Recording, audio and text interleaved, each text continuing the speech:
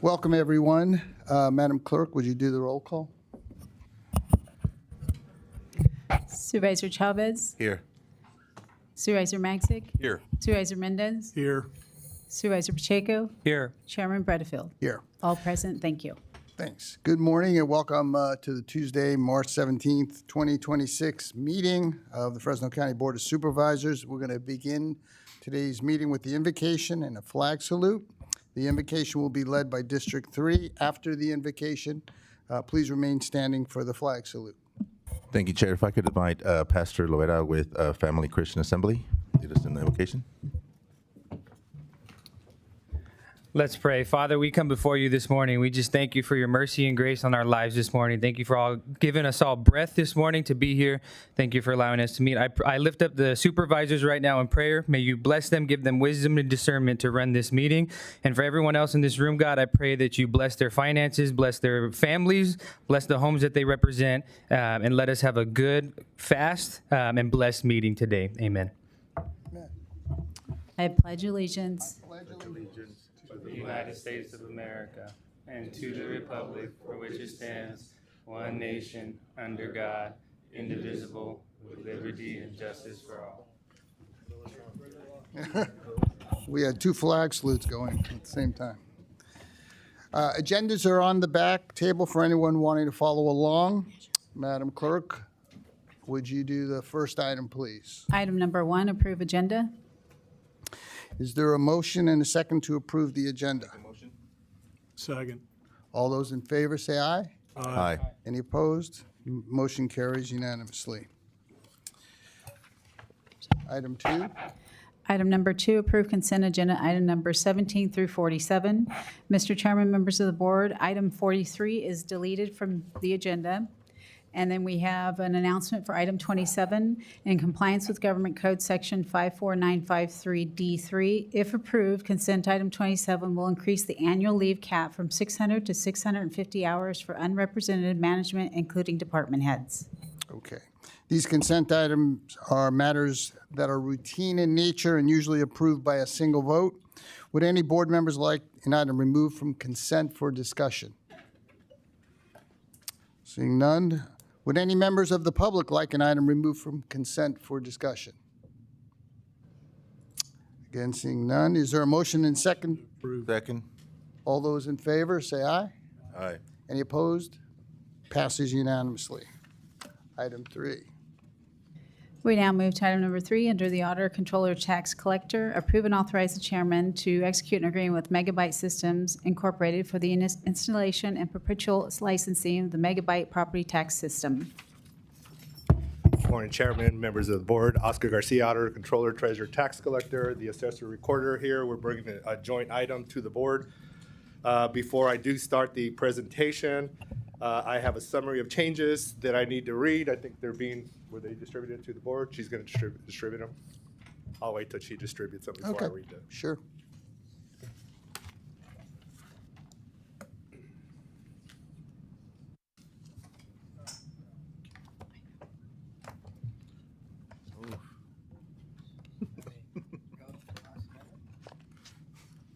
What happened?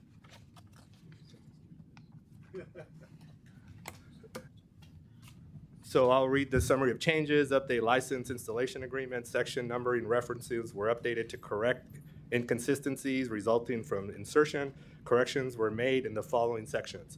Section 8.2, 7.1 was updated to 8.1. Section 8.4, 7.3 was updated to 8.3. Section 9.3, 8.1, and 8.2 were updated to 9.1 and 9.2. Website hosting addendum, section 4.1, 10 was updated to 11. If there are no questions, I will continue on with the presentation. I did have a question. I have a 14-page presentation. Can I go through that, or do you want me to go through the summary version, 4 pages? Why don't you do the summary version? Okay, sounds good. Yeah. Shouldn't take that long when she gets Okay. it going. Got 4 pages she's Sure. gonna go through.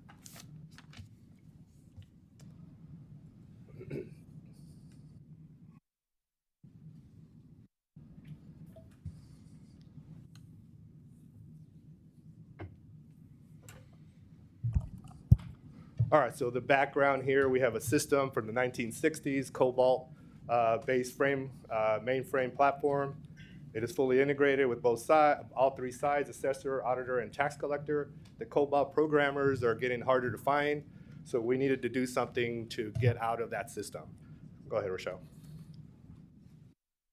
And the only thing I want to point out here, it's got plenty of good stuff happening, but the real-time updates, if somebody comes to the window right now and pays a tax bill, right now they're having to do that. IT's having to take an action, upload that overnight, then they'll see the results of they paid the bill. Now it's going to happen instantaneously. As soon as they pay the bill, they'll be able to see they've paid the bill online.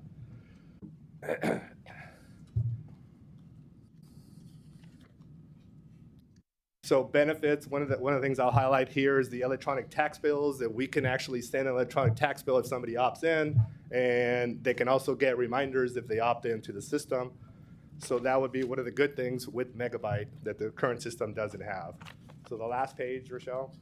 So the only thing that I ask is approve the agreements with Megabyte System Incorporated for the implementation and maintenance of the Megabyte property tax system to modernize the county's property tax administration platform and support integrated operations across the assessor, auditor, and tax collector departments.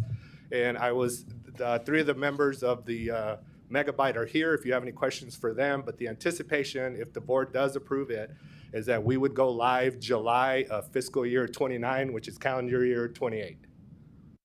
So if you have any questions of me, the assessor, or Megabyte's right here.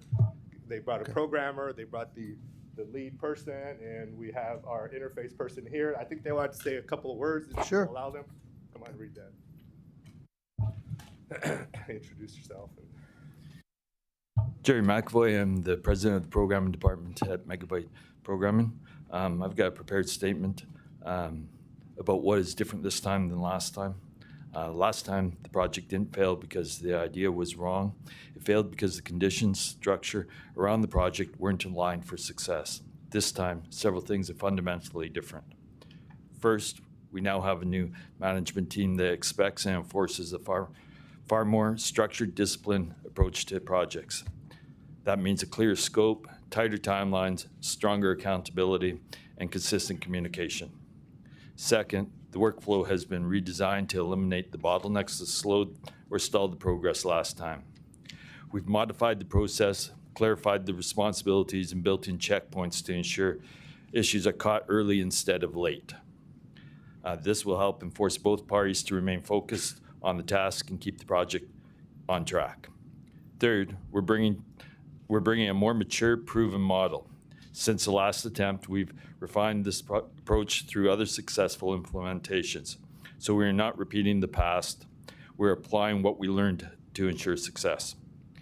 In short, the environment is different, the leadership expectations are different, and the execution of the framework is different. Those three changes together give us a much stronger foundation for success this time. Thank Any you. questions? Thank you. Welcome. Any questions from the board? Yes, Supervisor Magid. Just for the benefit of our newer members, about 6 years ago, or was it 7 years ago? Yes. 7 years ago, Megabyte was here, and the county spent about $1 million to try to develop a system, and in the end, we had to scuttle it, and we continued on with Cobalt till here we are now with Megabyte again. So I appreciate you Megabyte identifying what's different now compared to, what happened 7 years ago. For me, really, I just want publicly, Oscar, you're saying this is what you want, and I'll note for the record, Paul Dictos is here. Paul, this is what you want, is that correct for the record? Yes. So Paul and Oscar have said this is what they want, and they're committed to working together, so that's good enough for me. We need a new system. I mean, shoot, I don't think I own anything from the 1960s. I don't even remember the 1960s. But neither do you, Oscar. I do, yeah, a little bit. You weren't alive. That is true. I wasn't alive. Thank you. Remember, you're not young enough to be my son, so watch it. I love you, Dad. Okay. I got one question for Oscar. This is kind of a coordination deal with Paul's shop. Now, when they do get their assessment done, before they would do their assessment, then pass the paper work over to you guys would produce a tax bill? Yes. Yeah, That's and what we do. now it's gonna work like, Well, he gives me a paper, but it's still in the system. But now Okay. it's going to be a more integrated type system. There's a lot of the correct rules in place that Megabyte follows. They have 36 other counties they're doing this for okay, of California. So they know what they're doing. I think they have 40 years experience in this. So I have confidence. It's going to be a heavy lift for my staff and the assessor recorder staff because they have to collect taxes, they have to help Megabyte in doing whatever it is that they need to convert it over. but it'll be an integrated system. It'll be an integrated system. Yeah, Any other comments from the board? I would just echo what Supervisor Magsig said. To me, this is like the third time that we're doing this, and in the last times, there was a lot of finger pointing, and I wasn't completely on board or this and that, but it's good publicly stated for the record, both you and the assessor are both in agreement. You are both bringing this to the board. This is what you want, and I think whether the success or failure, that both of you will be held accountable if it doesn't succeed. Because it's enough excuses, and now it's time to deliver. And we've spent enough money on failed attempts, and no more excuses. I think the assessor would come and say it publicly, actually. Yeah. I'm on board, by the way. I know it's going to be a heavy lift, but I'm on Yeah. board. And you I'm two fairly have confident to about it. have to work together. Have to work together. Thank you very much. This is a different time. Megabyte has 75% of the counties in the state of California. They have the experience, they're better off now, they've organized, and I expect success. I'm not leaving this county until we succeed on this project. It's good to hear. I just have a quick question, not to our auditor, but maybe to the Megabyte representative. Under your agreement terms, I know that there's an option for our folks to be able to make payments online. So with regards to that function, who's responsible for the collection of the payment? Is it Megabyte? So Megabyte integrates with a payment provider. They collect the money for you, and then the contract is between the county and the payment provider, but they go through Megabyte portal. Okay. So we provide the payment portal, but is integrated with the payment providers, and they collect the money. They distribute to the tax collector. It's a different contract between. So for folks that opt for the online payment function, and right now in the era of fraud and scams and everything that what kind of security system are in place to prevent that from happening for folks? So we already currently have an online payment system. I think what Megabyte is offering is that if you have several partials throughout Megabyte counties, you can go to a one-stop shop with them, and then it'll direct them to the different counties. So if you had three properties in 3 different counties that Megabyte has, you can go to that platform, and it'll direct them back to the county, Fresno County, Kern County, and whichever other county that they have. But we currently have online payments. So what is our security process then, Oscar, if we have that in place? We provide that with the vendor provides that. So our vendor right now is the one doing it. We've been doing that for years. So there hasn't been any issues with that.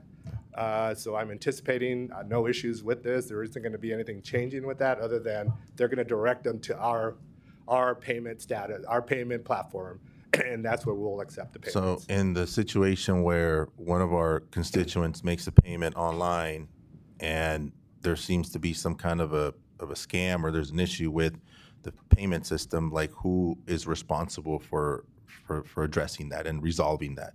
Well, we would work with our provider, and then we work through counsel as to who was at fault with that. But like I said, we haven't had any issues with No that on issues our have vendor. occurred. No issues have occurred with that. Okay. All right. Thank you. Okay, any other question? Any comments from the public?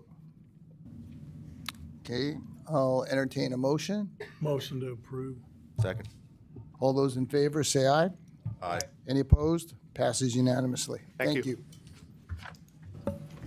We now move to 3.1, receive update on road initiative.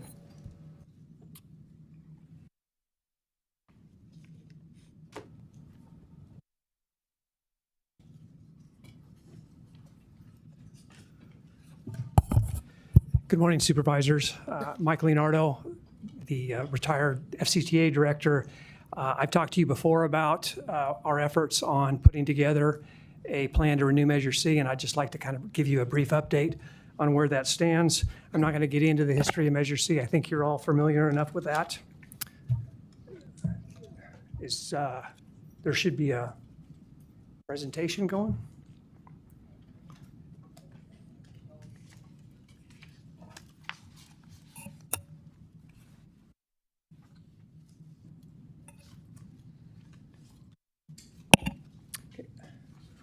And do you forward the slides or?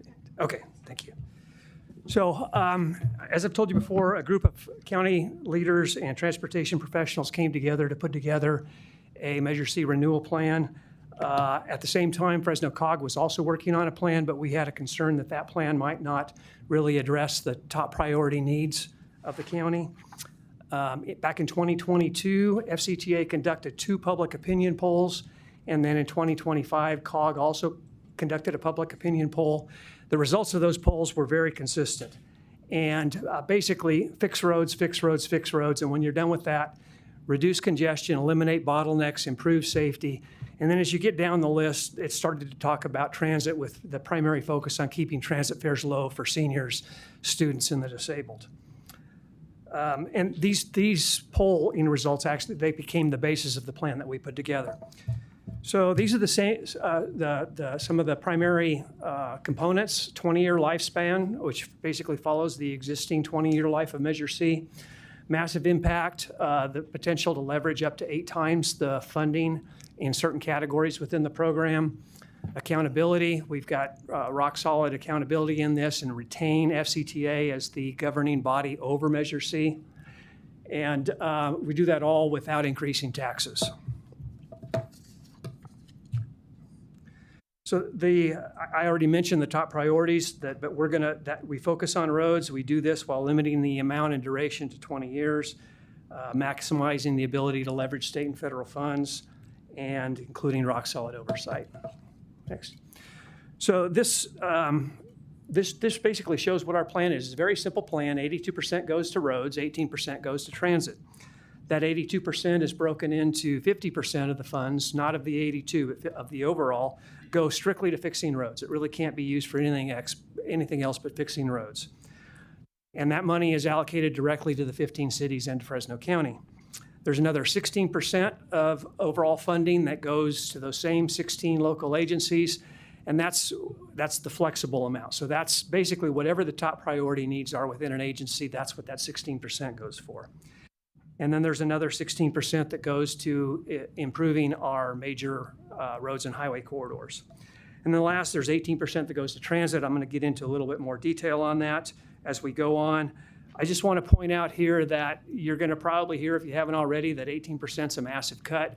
The existing measure was 24% for transit, but that's really not an accurate number. That 24% included a bunch of small programs. The actual direct allocation to the transit agencies is 19.5%. So we're a little bit under that, but it's not a massive cut. It's a pretty small.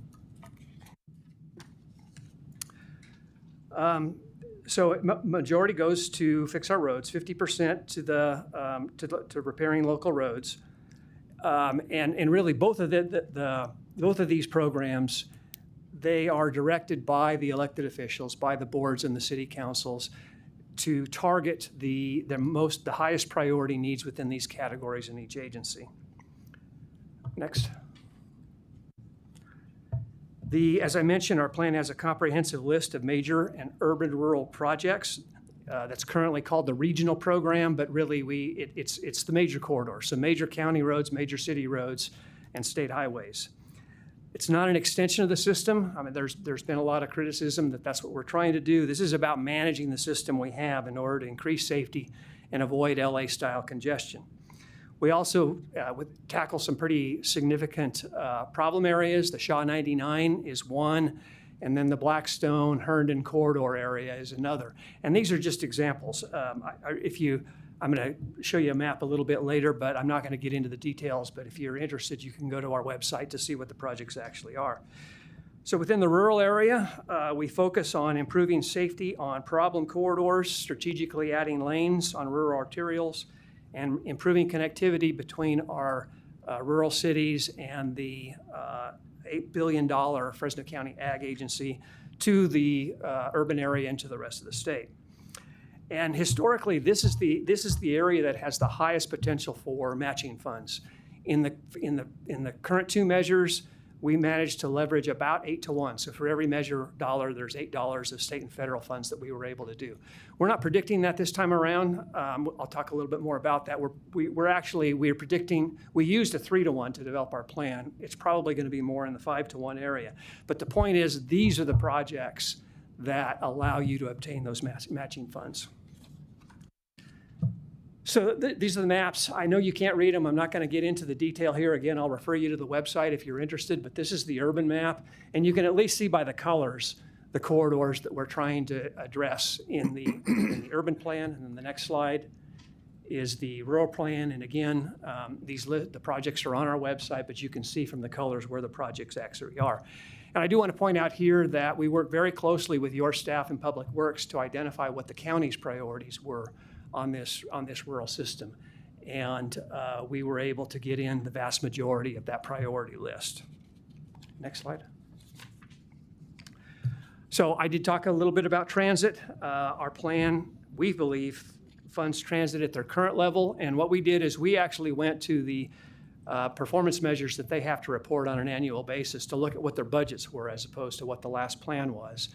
And their budgets were really about 17%. So we put 18% into that category. But we also were requiring the transit agencies to participate in 2 studies. One is transit consolidation, looking at the ability to consolidate transit agencies to eliminate redundant costs and try and save money. And then reimagining the way transit services are provided. There are examples of major metro areas where transit agencies have subsidized Uber Lyft. And I'm not saying that's the solution here, but it's just an example of out-of-the-box thinking of ways to improve transit service without necessarily putting a lot more large buses on the road. The current Measure C plan puts $230 million in transit. Our plan puts $700 million in transit. And local agencies can supplement their transit funding out of that flexible share that I talked about earlier. We recommend caution in doing that. As I said, we put $230 million in transit beginning back in 2006. We had about 2% of the trips from transit in 2006, and it's a little bit less than 2% now. So just throwing money at transit doesn't actually improve things. You've really got to look at how you strategically put those investments out. Next. So at this point, I'll try and do a quick comparison of our plan versus the competing plan. So the chart on the left is ours, and you've seen that before in the prior slide. The chart on the right is the competing plan.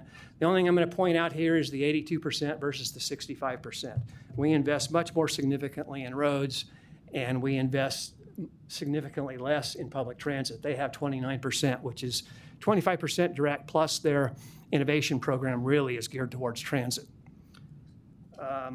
And I want to point out really in this chart and in the rest of the charts, we're comparing our plan with the first 20 years of their plan because theirs is a 30-year plan. So to do a heads-up comparison, we just picked the first 20 years. Our plan could be extended again if it needs to, but I'll talk about that a little bit later. Next slide. I know this is hard to read, but again, this is on our website. The thing I want to point out here is that under our plan, every agency gets more funding for their priority road repairs than the competing plan, and our minimum funding to each agency is higher, which is important to our smaller communities that maybe have trouble putting together enough money to actually fix their roads. Next slide. As I said, ours is a 20-year plan, just like the 2 prior successful Measure Cs. The competing plan is for 30 years. The difference to the taxpayers is significant. So $3.9 billion under our plan, $7.3 billion under the competing plan.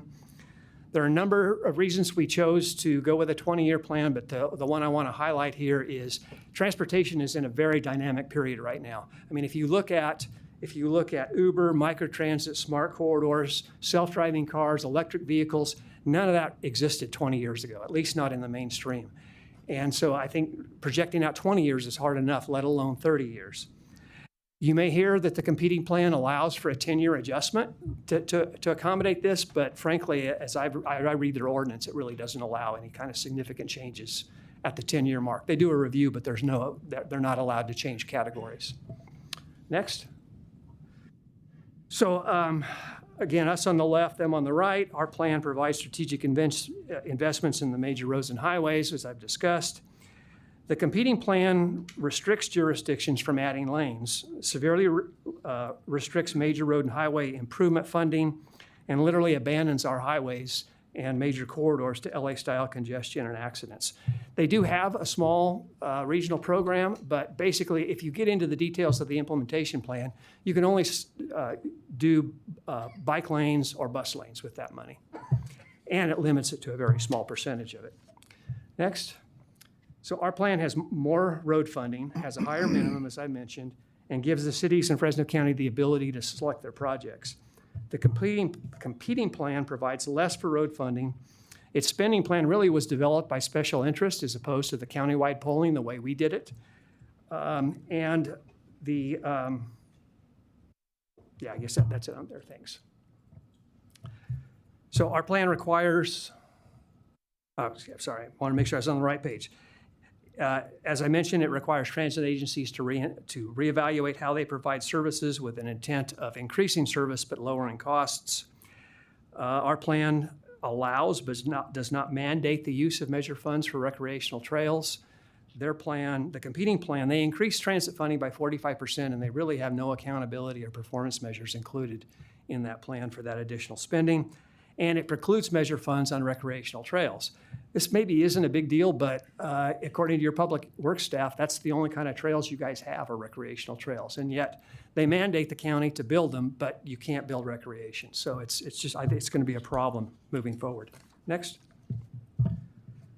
So our plan retains Fresno County's oversight of measure expenditures. FCTA has a 40-year track record of administering these funds really without controversy, without any problems. Retaining FCTA keeps us consistent with the enabling legislation that Measure C was originally established by the legislature in 1986. The competing plan totally eliminates FCTA. It eliminates the checks and balances that were established by the enabling legislation, which basically put COG and FCTA in almost like a House and Senate role. So both agencies had to come together on any kind of major changes for the plan, and they eliminate FCTA altogether. It eliminates most of the possibility of matching funds with their regional programs so small that you really don't have the ability to leverage those additional funds. And frankly, I mean, that's money that the counties next to us smile about, because if we can't use it, it'll go somewhere else in the state. And it empowers the unelected Citizens Oversight Committee really to help manage the program. We have an oversight committee in ours as well, but theirs is it's really about public information and providing feedback to the board. Next. So in summary, the competing plan, it's going to continue, or it's going to allow for LA-style congestion to occur by failing to manage the systems that we have. Unaccountable spending, I mentioned 45% increase in transit without any performance measures. And loss of leverage, eliminating the FCTA 40-year track record of public success. So moving forward, our next steps are to gather petition signatures, continue our public outreach efforts, and prepare the campaign leading up to the November election. Next. And so this is, I'm sure that in your package you have a link to the website, but if anybody is interested in finding out more, this is our website that you can go to. And the last thing I want to say that we do that's different, and it's even different than the existing Measure C. We require that FCTA engage the services of a program management firm. And that was allowed in the current measure, but it wasn't a requirement. But we have so many performance measures that we're putting as a part of this. We think that the FCTA needs substantial professional help to flush those measures out and then to actually help measure them. So we want to make sure that the agencies are making progress towards fixing their roads and so on. So that's another element of our plan that's different. So that's all I've got. I'd be happy to answer any questions you may have. Comments? Supervisor Magson? Yep, it's my understanding that with the competing measure, there's no money in it for really projects outside of cities. So regional projects that where there's connectivity, all that's been eliminated. And right now, with the existing Measure C, what percentage of the existing Measure C goes towards regional projects? Existing Measure C has 30% going towards regional projects, and the competing plan, they have 5%, but one goes to airports. And as I said earlier, the 4% is restricted to transit lanes or bike lanes. So they functionally don't have a regional program. And with the 65% that is for roads, are there restrictions on how that money can be spent on roads, or pretty much can, the county and cities use that money any way they want as long as it's for roads? Because when I was reading through there, I thought that it said, there's a requirement that everybody's got to bring their pavement management index of their roadways up to a certain amount. And then any new roadways that are built or additional work, there might have to be money spent to do bike lanes and pedestrian trails. But correct me if I'm wrong. I just want you to touch on that a little bit. No, you're exactly right. Their 65% is not just for fixing roads. It does have requirements for bike and trail. They specify miles instead of an amount. So we really don't know how much of that money would need to go to bikes and trails. So they do, yes, they are much more restrictive than we are on how that money gets spent. And we don't really know of that 65%. We've said 50% for ours can only be fixing roads. There is no required minimum within that 65%. And then looking at, again, I look at the county of Fresno. We're very different than cities. The city of Fresno, I think, might be 125 square miles. A city of Clovis is probably around 26 square miles, are the two largest cities. But the county is 6,000 square miles, and we've got a little over 3,400 lane miles of roads that we've got to maintain. So that being the case, if the other measure passes, are we going to be able to use the dollars that we receive to really maintain the roadways we have, or are we going to be forced to put in bike lanes? Because I think about, and I'm a cyclist, I love to ride, and really, I don't like dedicated bike lanes per se. I like good pavement. And concerns that I have out in the county is, if the county has to build a whole bunch of bike lanes, I look at all the lawsuits we get hit with from cyclists who sometimes aren't paying attention, and there's sand in the road or debris. They hit that, they crash, and they sue the county. So are we going to have to sweep these bike lanes throughout the county and the thousands of miles we're expected to, maintain? Because to me, that's almost creating a liability that we can't, we can't maintain properly. Because the rural parts of the county are different than the urban areas. We have mountains, we have foothills, we have rain that sometimes washes roadways out. You constantly have debris that's in the shoulders and also in bike lanes that could potentially be developed. So speak to that a little bit. You're right that there is the requirement that the cities and the county in specific, have to build a certain mile, and I don't have it in front of me, but have to have a certain mile of bike lanes built. Our approach is two things. If you want to, every agency has to have an active transportation plan, not just the county, but every agency does.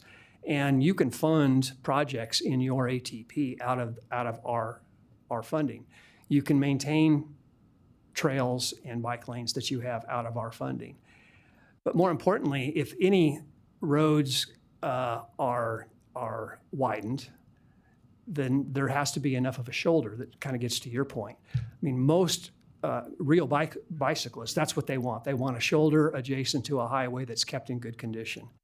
And so, we allow, within the pavement category, that includes repaving the shoulders that are degraded. And if you widen the road, you've got to have shoulders that are wide enough to accommodate bicycles. There's not a lot of detail in their plan. I want to say it's 12, 13 pages. So I think some of what you're asking, it's just going to have to flesh itself out. Well, so I have 400 bridges in my district. And if you are widening a roadway, sometimes you cannot widen a bridge at all because it would be $10, $15 million to redo a bridge. And so you can't have a corridor, say this is a bike lane, unless you have a shoulder that's wide enough, because there are standards. So you hit bridges, and then are we going to be required to replace bridges? I can't answer that under their plan. I mean, under our plan, no. It's that really, again, that's a decision you make on where you put this money. All right, I can go on and on, but I think I've scratched the surface enough. I would say the same thing. We're getting into the weeds here quite a bit. My question's pretty basic. Has this plan qualified for the ballot yet? And what is your plan to do that? Otherwise, to me, we're talking about a lot of hypotheticals. And if it doesn't qualify on the ballot, then we're kind of wasting our time. So is this qualified for the ballot? Neither measure Correct. is qualified Understood. for the ballot at this time. So what's your plan to do that, and what's the deadlines? And because to me, that's more important. Right. Once you qualify, then we can come in and debate the merits of the two. Right. But right now, we have two proposals, and nothing's qualified for the ballot yet. Right. So And what- we're not what- asking you to what make are a we doing? decision. We're simply updating you on where we're at. We're not asking you to make a decision today. Right. As far as what we're doing, we're printing the petitions as we speak. I'm not sure when they're going to be out. If you go to the website, there's a link you can click. So on how to is your sign. goal to qualify for this November then? Correct. Yes. Okay. To me, that's what we really need to get down to. Right. What's the plan? Are you going to do it? Is the other one going to do it? And then once that happens, then we could start going over this. So that's great. You educate us, but to me, it's the cart before the horse, Fair enough. personally. That's it, Mr. Chairman. Yeah, thank you, Mr. Chair, and thank you, Mr. Leonardo, for the presentation. I think as the conversation develops with regards to what this is going to look like, I think for me, my main concern for next year is that we won't have any funds for our roads. So to me, I'm trying to find a process that gets us there. And Supervisor Pacheco asked a question I was going to ask with regards to the status. I know that the other folks are also collecting signatures. It's not a cheap endeavor. I think the cost is approximately $500,000 or so just to get the 33,000 signatures. So you guys are in the process of doing that as well. And then the question would be, I guess, for our CAO in the spirit of fairness and transparency, because the other initiative got mentioned a couple of times. What's the process if that other group would decide to come and do an update or a presentation for our folks? I mean, that is at your board's discretion, but this was a request for an update, and I think at your board's discretion, you can have them come and do an update as well. And I like to also, echo what Supervisor Pacheco said. I think once they qualify, I think now it's a different conversation. But just to have that on the record for the process of what that will look like. Thank you. Well, I appreciate the update. I'm more supportive of this plan. I also am in the camp with Brian, which is, are you going to be able to get this on the ballot? Because the other group, I think will. They have the foundation from Ashley Swearingen's foundation. They have lots of money. They love to burn it on putting things on the ballot. That other measure is sponsored by a bunch of radicals. I think Mayor Wong Manatua called them crazies yesterday at his city council meeting. He joined the crazies. That's Leadership for Justice and Accountability, Building Healthy Communities, Ashley Swearingen's group. That plan, in my estimation, is nothing more than a public transportation tax disguised as a road tax. The reality is they want to get people out of their cars and riding buses, bicycles, and scooters, not fixing roads. They have in their plan 120 miles of bike lanes that are mandated. You can only widen a road for a bike lane, not to fix roads. Is that correct? I'm not sure I'm understanding the question. I mean, fixing a road and widening a road are kind of two different things. Yeah, Fixing roads are clearly, both of the plans allow for fixing roads. Widening a road, I don't think their plan really allows that except for bikes or That's what I'm transit. saying, except for the bike lanes that you can widen a main road. They are eliminating in their plan FCTA, the Transportation Authority, which is an oversight committee of those funds. They are a 30-year tax, which you're right is 10 more year burden for the taxpayer. And what they want to do is have an oversight committee to oversee those funds, which is what they did in the steering committee, which they hijacked at the COG because 11 mayors didn't have the courage to stand up and do their elected duty, which is to come up with a plan. So they punted it to these radicals and came up with this plan. So I hope you get it on the ballot. And we need to have that discussion. If not, and only their measure is on there, I will do everything I can to let people know what a scam their measure is, and that there really isn't oversight. And it will be hijacked by Leadership for Justice and Accountability and Building Healthy Communities and all of those groups. And the citizens will get screwed royally. So I don't think it's going to happen. I don't think that's going to pass. And we do need a Measure C. We do. This county needs a Measure C, and we need to be fixing our roads. The city of Fresno is, I think, $1.3 billion in deferred maintenance. We're $1.6 billion in the county of deferred maintenance. We need a Measure C, but we need the correct Measure C and one that's truly going to fix roads, because, as I've said, people want their roads fixed. They don't want to be forced out of their cars. They don't want to be forced to ride buses or bicycles or scooters. They like their cars, and they want to ride in their cars, and they want their streets fixed. That measure, the other measure, will not do that. It's a scam. That's all I have to say. Okay, no, that's fine. But you're up. You know, I'm going to say this, this is a way more mature group. Right now, the other side is going to the west side cities, and where they're bringing the other group in, and they give their little deal, and at the last item on the agenda is a resolution to support it, without even hearing the other side or even understanding what the measure actually is. And when Mike actually asked me if he could talk today, I said, let me talk to the CAO. And when I talked to Paul, I said, if we let Mike come, we have to let the other side come too, But there's, I'm going to jump back in the weeds just for a little bit. The oversight on their measure, the COG has never done any oversight of that magnitude. Correct. They are involved in the amendment process, but as far as the fiscal management, that's 100% FCTA. And the FCTA has had no problems in all the years that they've managed Measure C, correct? Correct. Yeah. There's one thing, too, that it's always the details. That's why I'm getting back into the weeds. In their plan, you could have, and I'll call them a kangaroo group that oversees it, and they could actually pull the money from different jurisdictions by saying, you didn't do these bike lanes, you didn't do, this transit deal, so we're going to hold all your money back until you get it done. Is that correct?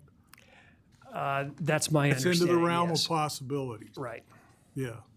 And the other thing that, along similar lines, that's somewhat disturbing is the Citizens Oversight Committee, under their plan, can propose amendments to the plan. Yeah. And maybe that sounds okay. Oh, citizens oversight. Yeah, let's give them that authority. But when you look at how those committees are made up, I think that that's an area that has that very same potential. It's depending on who's on that committee. You could have the Citizens Oversight Committee propose it, and then COG rubber stamps it. Right. So you could have Measure P dumpster fire all over again. Not my area of expertise, but yes, I have heard that mentioned. That's my point. That's not a question. But thank you very much, Mike, for coming down.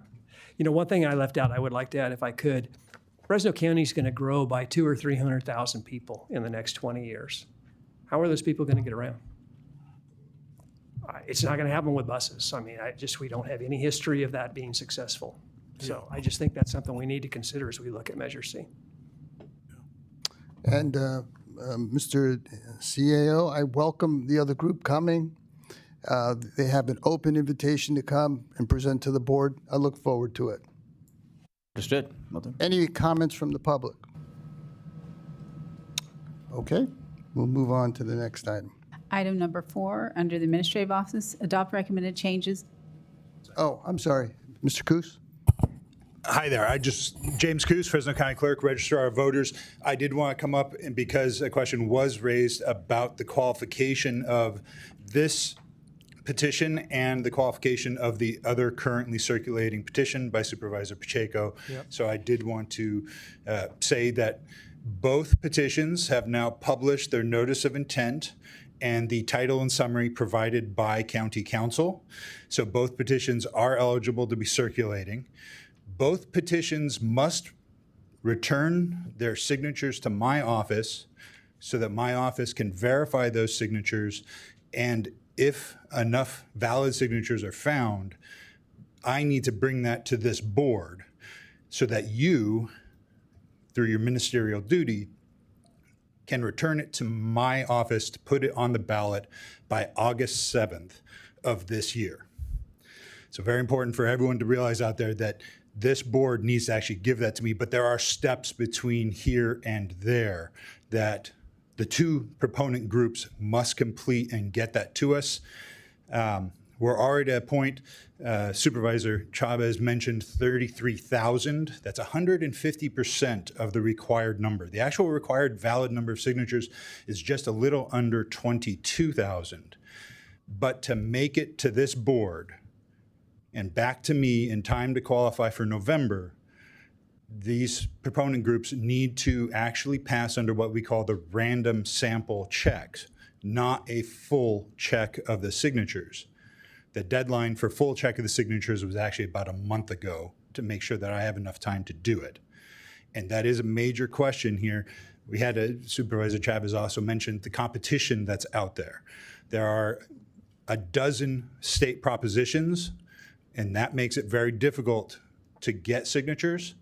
Those propositions are already coming into my office. We have 3 that we're doing random check on right now, and that we have a deadline of about 45 days from now. Every petition coming in, whether it be a state proposition or a local petition, gets placed into the queue. So you need to pass on random check and you need to get in early.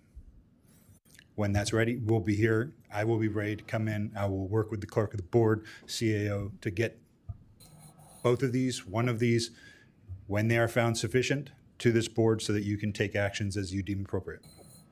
Any questions from the board or comments? I think there might be more than a dozen propositions. Yeah, I'm being a little conservative there. Hey, you're being very conservative. Yeah, yeah, there's a lot of stuff on the June ballot. If anyone hasn't noticed, there's up to potentially 60 gubernatorial candidates, and we're going to have a dozen to 20 propositions on the November ballot. So it's going to be a very busy election year, but we are here to help both of our local petitions, whatever questions they have, and then when they are ready to bring them in, we're here to work them with everything else that we've got going on. Okay, thank you, Mr. Coos. Thank you very much.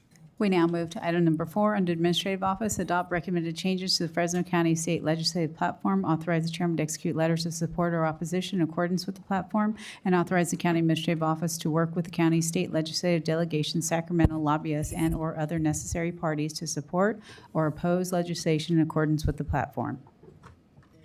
Good morning, Chairman, members of the board. Samantha Buck, Deputy CAO. The item before your board is the annual update to the state platform. It serves as a policy document for advocacy efforts with the state delegation for your board. It also it was updated with input from our county departments and our state advocate, Paul Yoder, who is joining us here today. Now, for the format of this presentation, I'll provide your board with a high-level overview of the recommended changes. You'll have a chance to review those changes, add any additional language that you'd like, then I'll turn it over to our advocate, Paul, to provide an update of the latest updates from Sacramento. Now, moving on to the presentation, the primary changes by section in the platform are under major legislative issues. We added language to address the impacts of H.R. 1 or to mitigate those for the county, including language supporting state funding for counties to manage these impacts. including the increased costs of indigent care and unfunded administrative and staffing costs. Under General Government and Finance, we revised the bullet to support legislative reforms to establish reasonable caps on non-economic damages for civil filings against entities. Under Housing and Homelessness, we revised the language to expand the county's capacity and provide flexibility to address homelessness. The language basically allows us to tailor the resources to the unique needs of each community.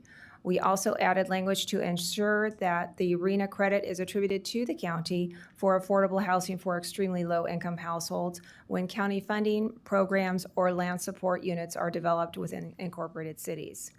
Under social services, we added language to support efforts that reduce administrative barriers for participation in CalFresh and Medi-Cal programs. We also added language to support sufficient funding to engage CalFresh and Medi-Cal clients who are required to complete work requirement or proof of exemption to maintain benefits. We also added language to support fair and not general California-based cost-sharing methodologies for CalFresh payment errors. And then lastly, we added language to support efforts to address the structural funding issues of administering CalFresh program as a result of H.R. 1. This concludes my presentation. I'm available for questions. Thank you. Any comments from the board?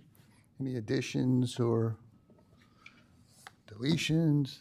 I'm going to wait till Paul gets up. I've got a question for him. Okay.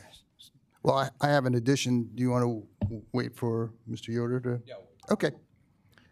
We'll do that then. So for purposes of format of the structure, if there's going to be changes to the platform, we make them now. I request that you adopt them. And then the next item is Yoder's presentation. Okay. Do you have any changes? I have no changes. I have one. With the federal platform, we eliminated the needle exchange program. I think we need to do that here with the state, particularly since the state is the one that's funding this. So I would recommend putting in this language: oppose expanding any legislation that supports funding public syringe or needle distribution or exchange programs, or supervised consumption sites, never use alone services, safer use education, and pre-exposure prophylaxis and post-exposure prophylaxis. Instead, advocate for directing resources and policies towards comprehensive recovery-oriented services, health interventions, initiatives focused on treatment, and measures that prioritize public safety. So I would request to add that. And we'll add it to the section under public health, correct? Yes, under Okay. public health. Do we need to take a vote on that, I guess? Well, that's the only, are there any other changes? Any other additions or modifications? Any comments from the public? We could vote now. I think so. I don't know if we need to vote on that change first and then the rest. You could say, make a motion to approve everything along with that change. If you Okay. I would make a motion to approve everything along with that change. I'll second that. Okay. All those in favor, say aye. Aye. Any opposed? I'll say no. One no? Okay. Supervisor Pacheco is a no. Thank you. All right. Now we can move. Thank you.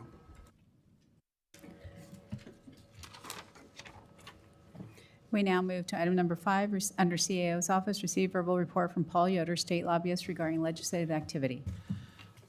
Good morning, board members, members of the public. Thanks for having me here today. Happy St. Patrick's Day. I'm sure you've already said that, but I'm married to a McGovern, so I am contractually obligated to say that as many times as possible today. Let's jump into the state budget. I think everyone knows that heading into the budget, December revenues were really, really good. Way above expectations. The legislative analysts had predicted a deficit of $18 billion. The December revenues, coupled with good November, good October, allowed the governor to instead predict a $3 billion deficit. Very, very different.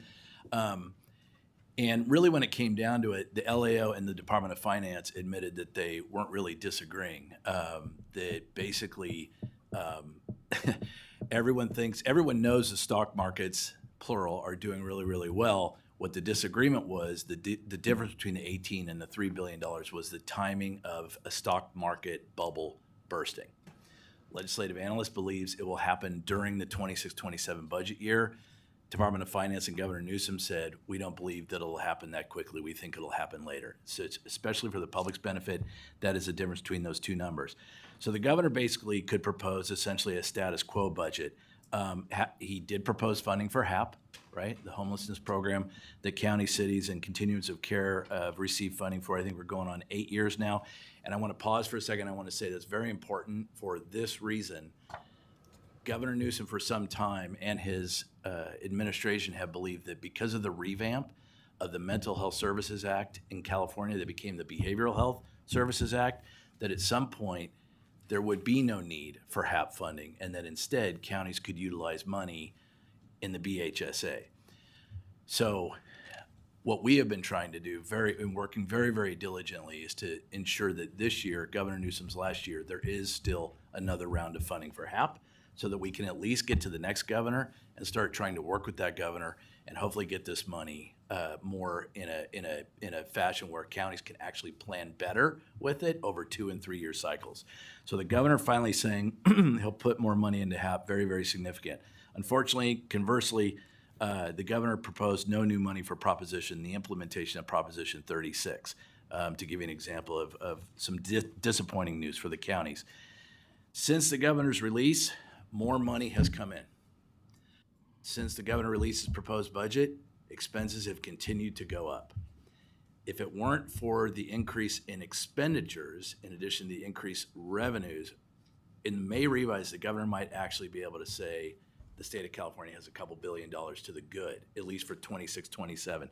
But expenditures still are exceeding by a lot the projections that were in last year's 25-26 budget.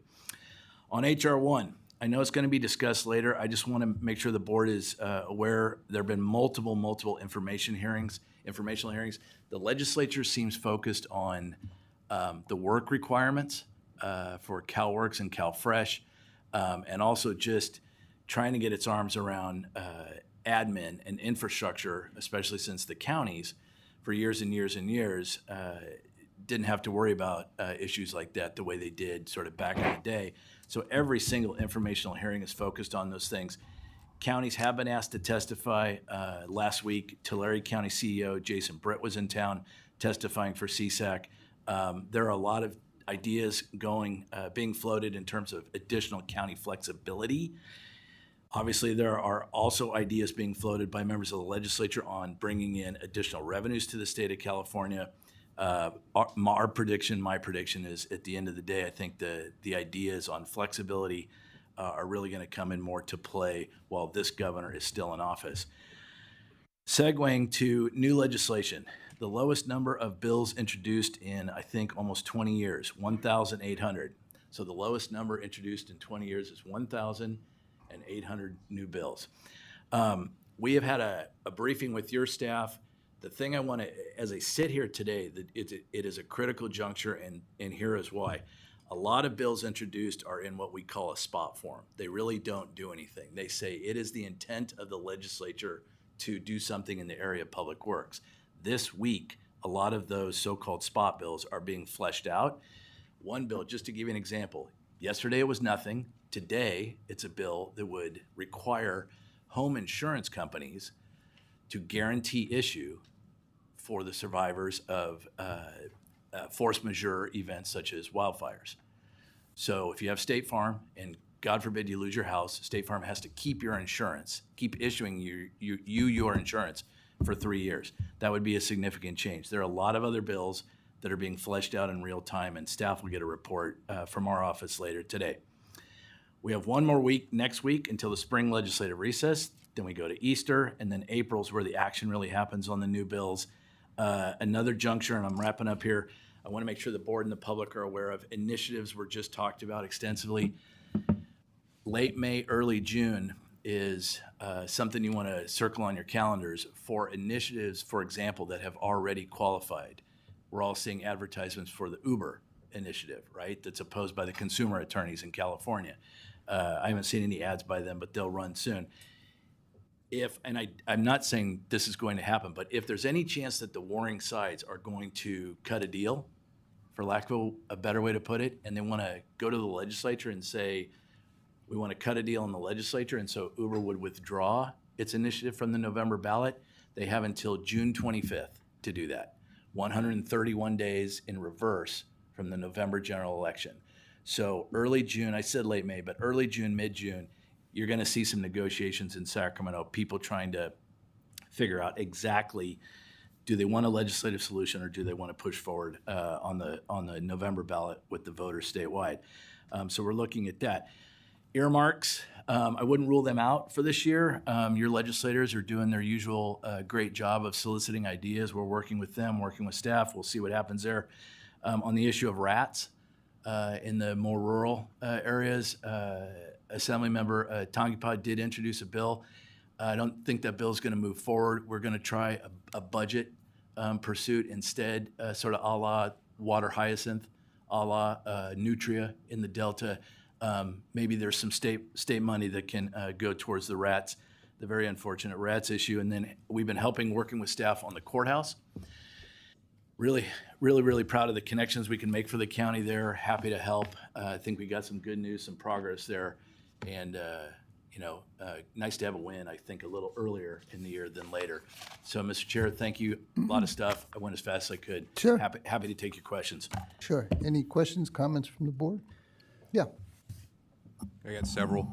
So first, HR 1 is going to have impacts on all counties. I think the first impact is to the SNAP program, and then in another year or two, we're going to see Medicaid funding to states, and then our reimbursements out of Medi-Cal and what we end up having to do for indigent populations really going to be impacted.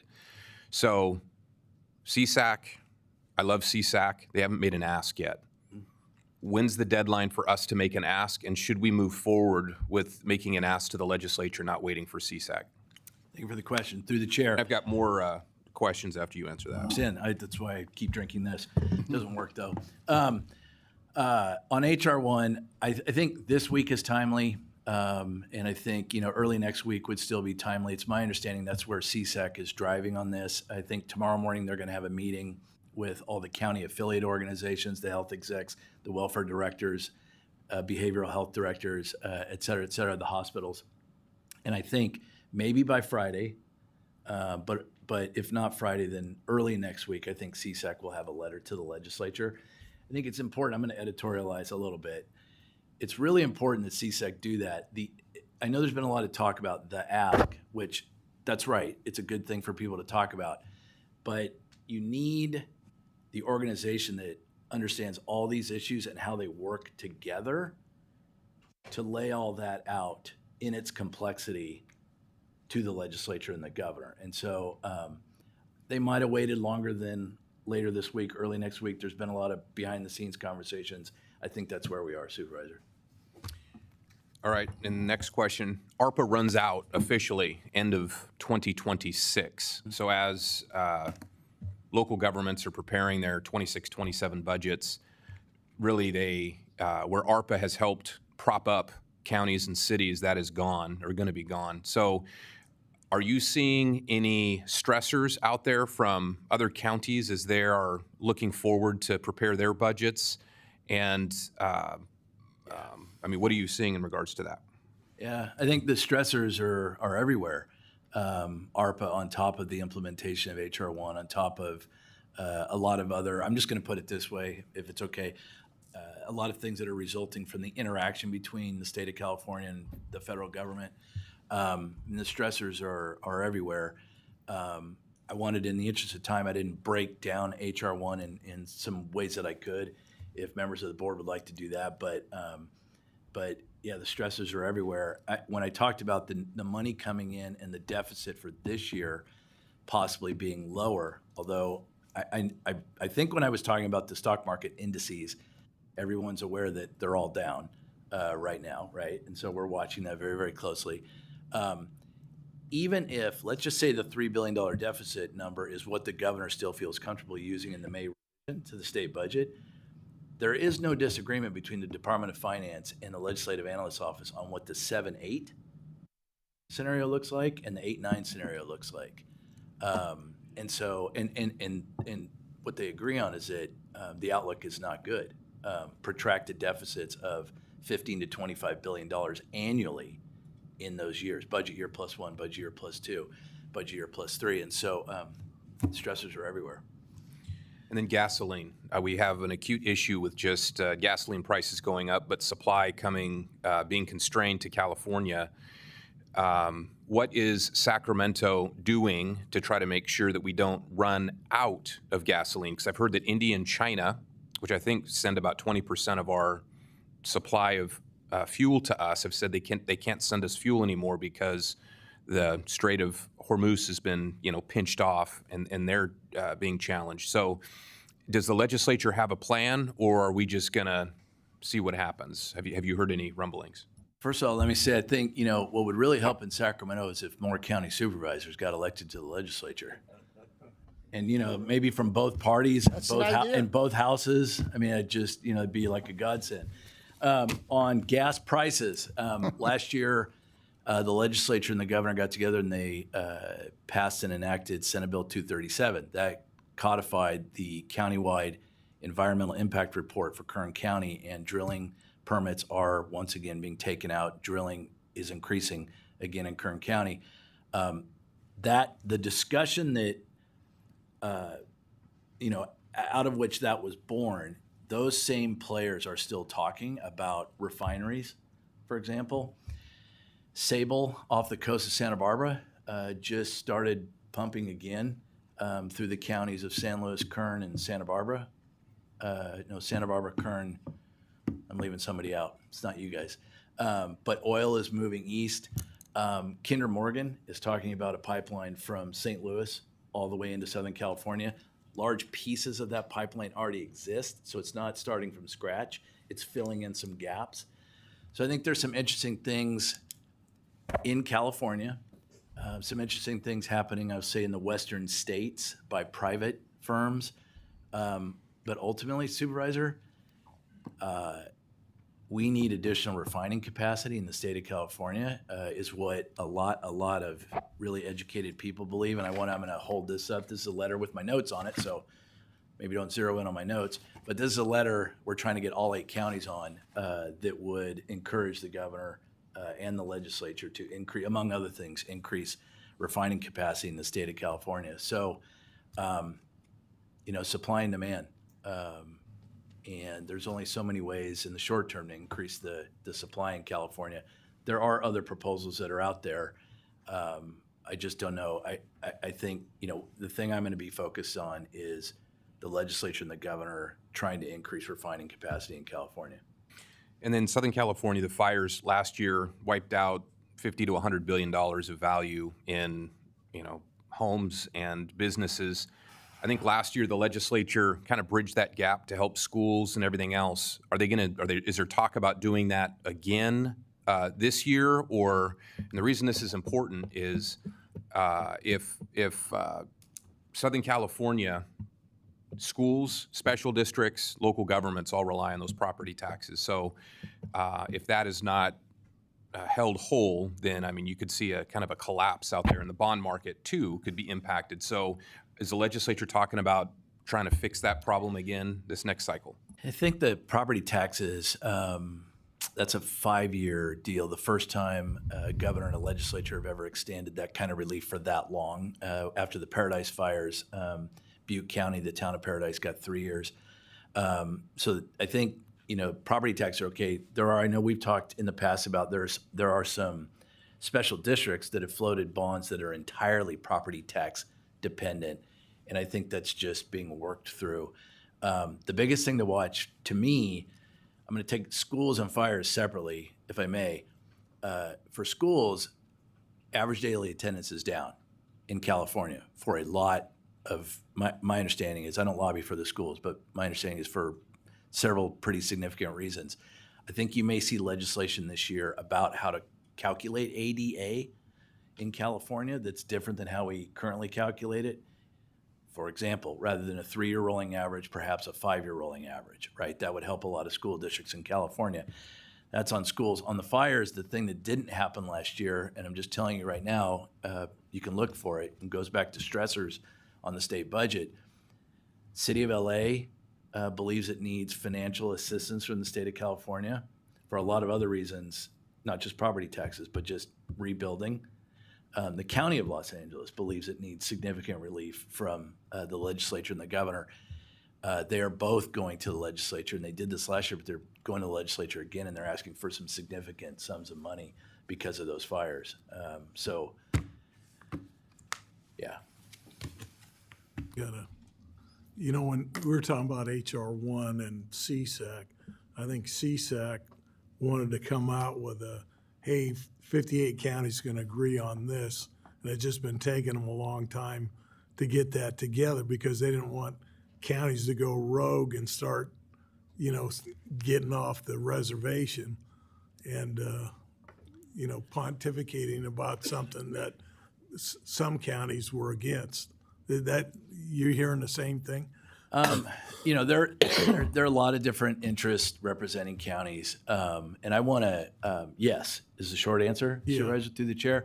I forgot to mention earlier, for the public's benefit, there are three kinds of counties when you're talking about healthcare. Counties that have county hospitals in the Valley, San Joaquin, Kern.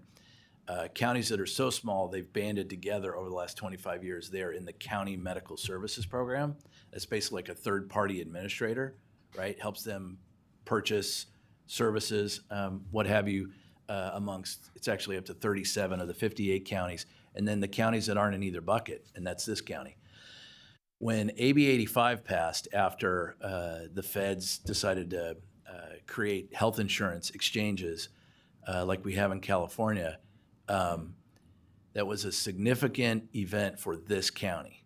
And all joking aside about who's in the legislature or who will be in the legislature, your legislators, this county's legislators at that time held up the state budget because the deal wasn't, the healthcare deal was harder for the counties that don't fall in either of those two buckets. So the Fresnos, the Stanislauses, the Riversides, the San Diegos, Sacramento, just to give some other examples. But your then legislators actually held up the state budget until the director of finance put in writing, we know this deal isn't great for Fresno County, and we're gonna work through it right after we pass AB 85, and that's what happened. So I just say that to the board today, just to make sure you know, when it comes to CSAC, what you said is true, Supervisor Mendez, but when it comes to the representation of this county, right, we're just going to represent this county. I am just going to represent this county. I'm just going to make sure wanting your opinion. Yeah, which well, you gave it to me. My opinion is healthcare, figuring out how healthcare dollars flow in California to the counties, it gets really complicated if it's not a county hospital county and it's not a CMSP county. So I want to assure all 5 board members today, we're on it and we're going to do our best for you. Mm-hmm. Yep. Because if you have a county hospital, it's instantaneous. These costs become instantaneous. Yes. Or if you don't have a county hospital, it becomes indigent care deal that comes down the road because these people fell through the cracks. But they have to fall through the cracks first. If you operate a county hospital, you know what your gap or your delta is, right? In your operating revenue to stay afloat. If you don't own and operate a county hospital, you have to deal with the hospitals, the clinics, the physician groups, the individual physicians in some case, depending on what kind of medical specialty. I mean, this county has to bring all those things together and figure out how it will work, right, going forward. I'm not trying to imply at all that having a county hospital makes everything's just smooth sailing if you got a county hospital, because there are other issues associated with that. That's why a lot of counties don't have them anymore. Right. But that complexity is what we're educating, making sure this crop of state legislators are aware of. And it's going to be important that all of those counties that are in that third bucket, that their legislators are talking to each other, working together. I do want to note very, very quickly that the new pro tem, the new Senate leader in the state of California, Monique Limon, she represents Santa Barbara, which is in the same bucket as Fresno County. And so that's something that we're hoping will be helpful. But yeah. There were some disagreements in the family, right? Yeah, exactly. And the family's working through the disagreement, right? As long as they're not catastrophic. And we're working through the Yeah. yeah. And one quick deal so you can move on. That oil legislation was kind of a farce, I think, in the long run, because that's one of the reasons why Chevron's leaving the state of California, because there's areas in the state that they're saying, okay, we're going to give you more permits, but they're slow walking them in the meantime. Because even in an old oil field, people don't understand oil fields. Wells don't last forever. You have to re-drill them to continue to get the oil to flow in. Yep. Yeah, so if you're not re-drilling new wells, the oil field degrades really quick. Yep. Especially the better ones. Yep. Understood. Okay.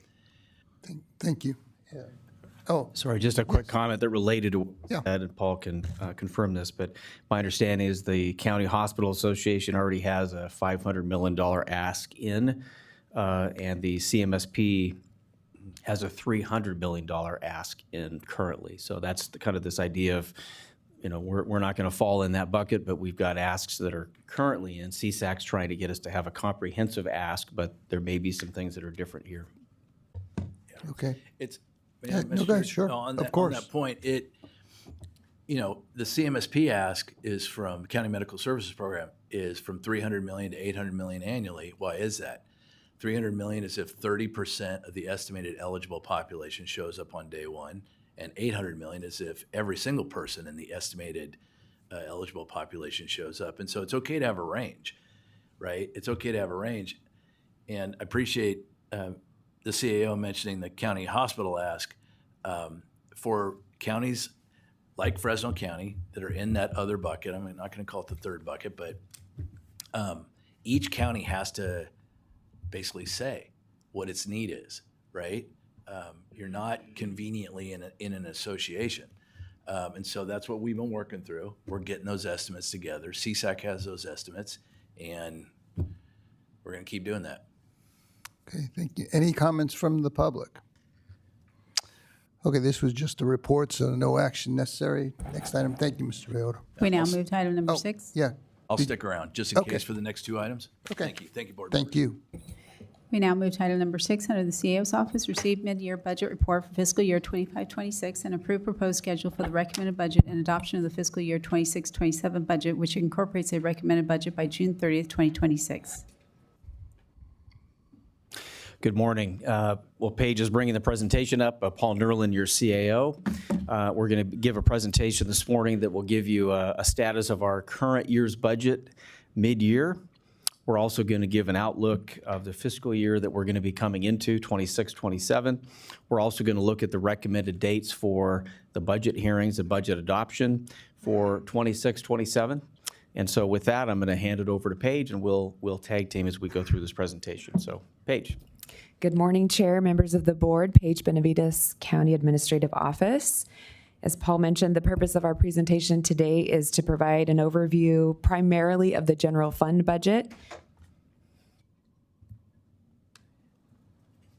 Jump in here.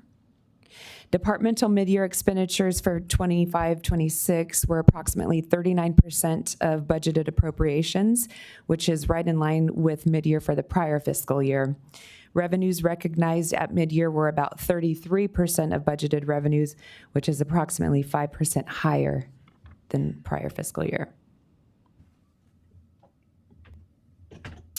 Based on the estimates provided by departments, it is projected that, going back to this slide, it is projected that both total actual expenditures and revenues for the fiscal year will be at 92% of budget, or about 1% higher than in the prior year. Most general fund departments have indicated that they will be at or below their budgeted net county cost. As shown, we are monitoring budgets for county council, parks under public works and planning, alternate indigent defense, and foster care and aid to adoptions under the Department of Social Services. And if needed, we anticipate returning to your board with year-end adjustments to address any shortfalls. Those would be addressed with appropriations from budget mitigation or transfers between budget units that are projected to have net county cost savings. This chart just illustrates the fiscal year 25-26 adjusted budgeted net county cost by service type versus estimated actual NCC by service type based on our projections. And I apologize, I realize I did not distribute our presentation.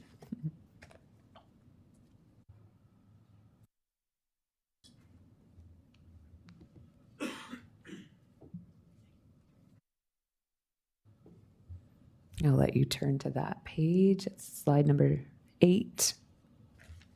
As we look ahead to fiscal year 26-27, we'll review the status of our major categories of countywide or discretionary revenues.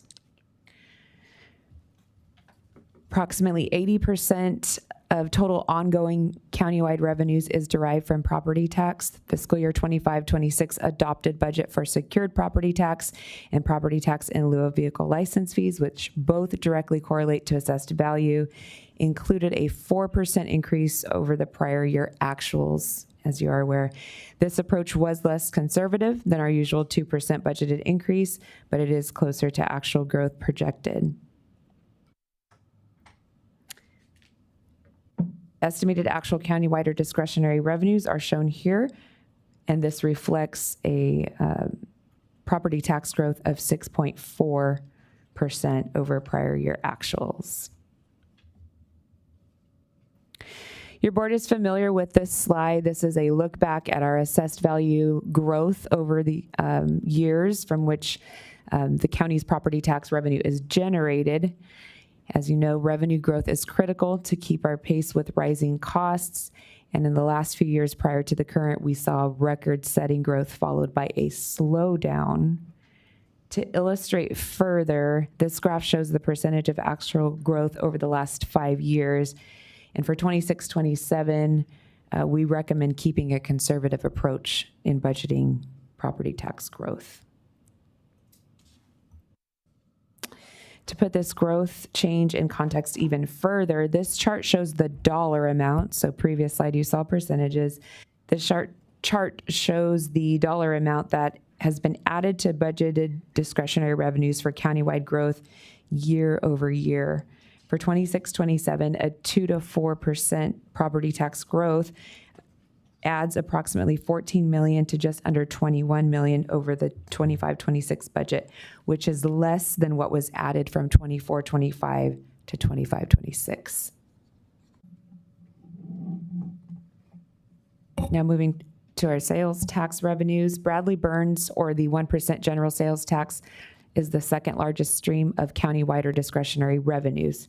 Total sales tax revenue received for the first 5 months of 25-26 was 6% higher than actual revenues received for the first 5 months of 24-25, but that's still down about 2% from the fiscal year prior to that. At this point, we're expecting growth for 26-27 to be minimal. As your board is aware, Proposition 172 sales tax revenue, although it's not discretionary for countywide use, it funds a substantial portion of the public safety departments in the general fund. Prop 172 sales tax growth continues to be mostly flat. Revenues received to date at $58.3 million is less than 1% higher year over year. We expect to end the year right around the total amount budgeted, with little to no new carryover available for the prior year, or for the coming year, that is. And I'll turn it over to Paul. So looking ahead to next year, just giving you a preview of what we are seeing today. So if we estimate taking the unbudgeted property tax growth from this year, which is the $3 million you see at the top, along with anticipating or recommending at this point, starting at a 3% budgeted growth for the new years. You know, many years we've come in with 2%. Last year we budgeted somewhat higher at 4%, but if we start at 3%, that is $17 million in growth. So that's about $20 million in revenue that we're looking at to offset our expenses that will grow next year. As we just look at potential cost increases next year, I just want to give you a very quick overview of those. If we estimate salary and benefit costs, if we were to estimate even just a 1% salary increase, that is about a $13 million increase. And I want to clarify, that's for our net county cost. So there's more cost, but that's just the net county cost portion. We've been talking a lot about HR 1. The cost share in October of this year, HR 1 reduces the federal government share of the CalFresh administrative costs from 50% to 25%, and that is the $7.5 million. That's a direct cost shift to the county that will be coming next fiscal year. We're working closely on our risk rates. That's our workers' compensation, our liability rates every time we come and we're paying claims when it comes to that, and they are significant, but we're estimating approximately a $4 million increase to our net county cost departments. And then operational service and supplies.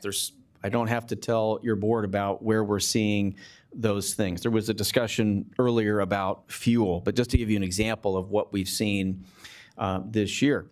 In January, we were paying $2.99 per gallon. March 4th, we were paying $3.52 per gallon.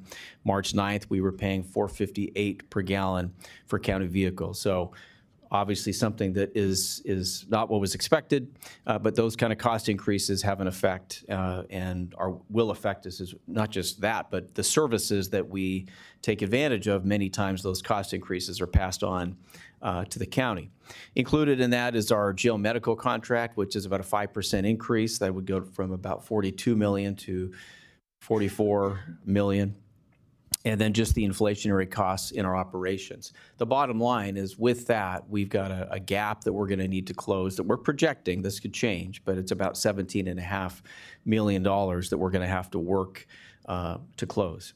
There's other impacts that I don't have on this slide that are things we're working through, including maintaining some of our Fresno County fire services, and then other HR 1 impacts that we'll talk about here shortly. Let's go to the next slide. Solutions and recommendations. When we look at this, the property tax revenue growth, just budgeting at 3% is as you know, is higher than what we traditionally do, and we'll work with your board on how aggressive to be. Every percentage is about $3 million approximately. So the more aggressive we are, the closer we are to actuals. Our goal is that we are never budgeting anything that is more than actuals ever. Net county cost department budget reductions. Last year, we were able to close many of the gaps through one-time funding, which helped us, but that is not a sustainable model. And so we'll have to work with our departments to look at reductions. As we look at those reductions, the evaluation of what's most important and also your board's priorities remain the top priority. So whatever we do, it will be done in that lens. Hiring controls are in place now.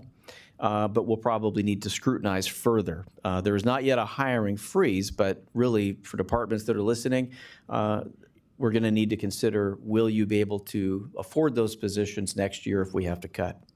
One-time funding, again, any remaining net county costs that we carry over, this is less a solution and more of a Band-Aid. And it's something that you can do every once in a while, but we need to be cautious where and when we use it. We can go to the next slide. Looking ahead at other possible solutions, we've talked to your board about looking at other options to increase revenues. A transient occupancy tax or a TOT tax could generate $3 to $4 million. We'll be coming to your board in April with an ordinance based on your direction. I know that there was a request by your board to look at a general tax measure, and you received some information recently on what that would look like. It could generate significant revenue, and also depending what happens with the transportation measures, maybe another conversation we have to have sooner. The other thing I want to note is future solar projects. For the public, a lot of our large commercial solar that we're seeing, especially on the west side of our county, is exempt from property tax. And as of January 1st of 2027, that will change. And so projects that are complete after that date, we are expecting a boost in our property tax. We will probably begin seeing a small boost in 27, 28, hopefully larger boosts in 28, 29. And so there is some hope on the horizon with that. I'm not going to talk anymore about HR 1 because that we'll talk about here in just a moment, but I will turn it back over to Paige to talk about our proposed budget development schedule and hearings. The proposed budget schedule includes bringing the preliminary recommended budget to your board by June 30th, and we will keep your board apprised of important developments as the state budget situation evolves. The preliminary budget your board will adopt in June will provide appropriations for the period of July through September until the final recommended budget is brought to your board. As a reminder, adopting the budget in September allows for the impacts of the state and feds to be incorporated. It also allows for a more accurate estimate of fund balance and any carryover that can be included in the following year budget. Final budget hearings will be held the week of September 14th, 2026. And with that, we are available for questions. Questions from the board? One question on the solar projects. Do you have any anticipated estimate of, in January next year, what kind of revenue would be coming in? Very rough. And part of that was we've worked with our assessor's office to determine what that would look like. But I can tell you, we took a look at just one large project.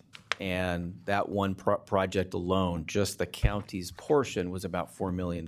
Now, the part is it's taxed based on where the completion date of that project. And so I would anticipate we're going to see greater lengths really 2 years from now, more than 1 year from now. Okay. Any other question or comment? Anybody in the public wish to comment? Seeing none, is there a motion and second to approve? Motion by Supervisor Chavez. All those in favor, say aye. Aye. Any opposed? Passes unanimously. We now move to item number 7, Administrative Office, receive presentation regarding the impacts to the County of Fresno of HR 1. While we're setting up, I'll just introduce this item to keep us moving. Again, you're Paul Nerland, your CAO. So a lot of talk about HR 1 today, but it has not been discussed more comprehensively in front of your board. So the purpose of this presentation is to talk about the impacts that we're seeing locally here at the county. And I have 3 of our directors here who can speak in more detail to that. We can go to the next slide, please. So we're going to talk about the current estimated impact from a fiscal standpoint, a little bit about indigent care, a lot of talk about that, what our local program looks like, behavioral health impacts, Medi-Cal changes, CalFresh changes, and then some decision points that we will have coming before your board, and then any questions that you may have. When we look at where we are now, and many of you have seen this, we've also used this in collaboration with CSAC and collaboration with Paul, as was discussed earlier, as we talk about the impact to the county. That's a wide range, but the impact you're seeing is $68.5 to $294.5 million. And as Paul alluded to earlier, most of that is in the Department of Public Health, which is the indigent care program, and that really depends on how many people could be accessing this program. But I want to note the low end of $41 million is staggering for our county budget. Behavioral health, 20, and social services is also a wide range. We'll discuss as we go through what that looks like. Let's move to the next slide. And just to, again, introduce indigent care in California. It's already been talked about. We talked about the 3 buckets in our state. The County Medical Services Program, or CMSP counties, are in orange. So that they've banded together. They've got a plan that pays claims through that. You've got your counties in blue that are provider counties that basically have their own hospital, kind of like Fresno County used to be back in the 90s. And then you've got us, which is, we are called an Article 13 county, which means we provide indigent care either directly or through contracted providers. And so that is a different model than the rest of the state. And so with that, I'm going to turn it over to our Director of Public Health, Joe Prado, to talk a little bit more about indigent care and the estimates that we've come up with. Joe. Good morning, Chairman and fellow board members. Joe Prado, Public Health Director. So let's walk you through that large range of 41 million to 241 million. What we did is we started diving into the data that was available to us. So in there, we looked at managed care plans, Medi-Cal costs per patient. And then we also looked at what did it cost us back in 2010, and then we added a consumer price index inflation factor yearly. So this is what contributed to the large range here. So I'll walk you through the managed care plan cost. When we looked at that, at a population at 11,000 is 41 million. Population at 30,000 will be 110 million annually. When we look at county costs, what it cost us back in 2010 with the inflation factor, at 11,000 people, it would be 89 million. At 30,000 people, will be $241 million there. So that gives you a sense of where we actually came up with these particular calculations. Now, if you look at what, how many people are on Medi-Cal in Fresno County, it's almost half the population. So we're 500,000 people. So we're using these population figures as just an estimate. If more people fall into indigent care, these numbers just go up and up and up. 19,000 people were on indigent care back in 2010. So it gives you a context of where we go. If it's a little lower, could be that range. If it's higher, those costs are going to go exceedingly high. Funding. The county, back in 2013, the state passed AB 85 that pretty much took the county's dollars away to fund indigent care, and they redirected it. So with that redirection, the Department of Public Health does not have funding to pay for indigent care. The reason for that is because the Affordable Care Act was passed in 2010, and so everybody became eligible under the Affordable Care Act. So for the last 2 fiscal years, we've had zero expenses in our program because everybody is utilizing the Affordable Care Act. There's other avenues for healthcare. That will not be the case moving forward. So where does this mandate come from? Well, it's a mandate from the state of California under Welfare and Institutions Code 17,000. This is the code that requires us to pay for indigent care. And it also sets, each county in the state of California sets its own standards of eligibility and care. An exception to each county setting its own eligibility and care is what was mentioned earlier, the CMSP counties. There is actually a board that votes on the eligibility and care, and that board then sets forth the cost there. But I think there's a rare opportunity right now in the state of California that would benefit not only the residents of Fresno County, state of California, but also cost benefit. And I think that's where we start looking at removing the state mandate and start looking at moving this into the Medi-Cal managed care plan fee structure. Why? Because if those numbers are shared with you right now, so at the county level, it's $8,000 cost per patient. At the managed care level, it's $4,000 approximately cost per patient. At the CMSP level, it is $6,000 cost per patient. So if we take a step back in the state of California and say, what is it that is going to cost us the least amount of dollars? It is the managed care plan's Medi-Cal structure already. Second benefit is now patients that are in a hospital or being seen and cared for, they don't have to go outside and apply through a local county. They can actually just be within that existing framework within the managed care plan. So instead of funding, not funding, well, it's an unfunded mandate now, but instead of paying $8,000 to counties or the $6,000 through CMSP county, utilize the infrastructure of the Medi-Cal framework there. So there's a benefit for continuity of care, but also reduces the bottom dollar and also removes the state mandate to local counties. So these are solutions. We're bringing this up with state legislators as we're having this conversation. But I just wanted to let you know there's a little bit of what we're trying to do in assessing that.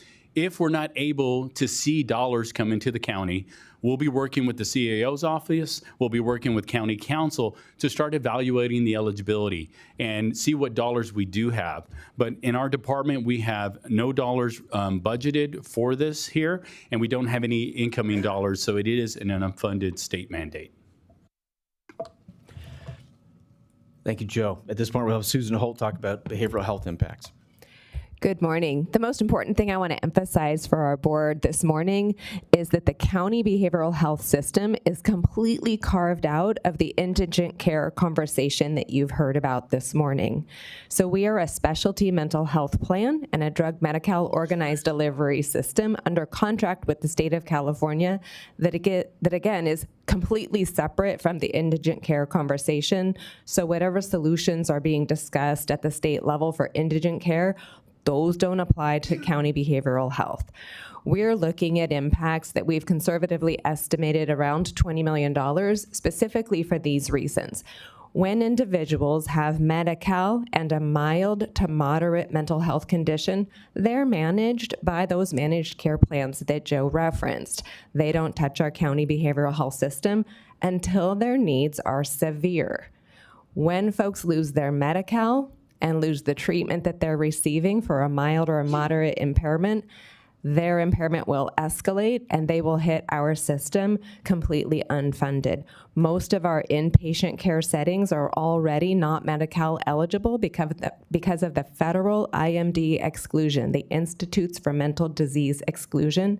So we use tremendous amounts of 1991 realignment to fund that care.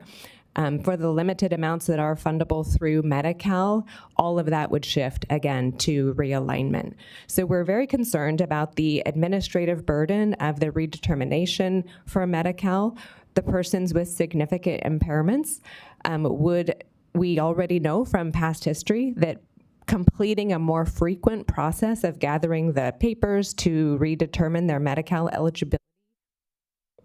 eligibility often slips off for that population, particularly for our persons experiencing psychosis and related challenges. So when they lose their Medi-Cal, we lose the ability to draw down revenue, even though we're continuing to try to assist them in determining that eligibility again.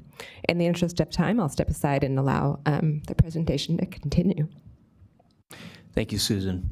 We're going to end with Sonia Bouguer, Director of Social Services, on some of the impacts that she's seeing. Good morning, Board. Sonia Bouguer. So I want to address both Medi-Cal and CalFresh from the eligibility perspective. HR 1 did really the reason we have such wide estimates from both public health and behavioral health is really the HR 1 changed eligibility.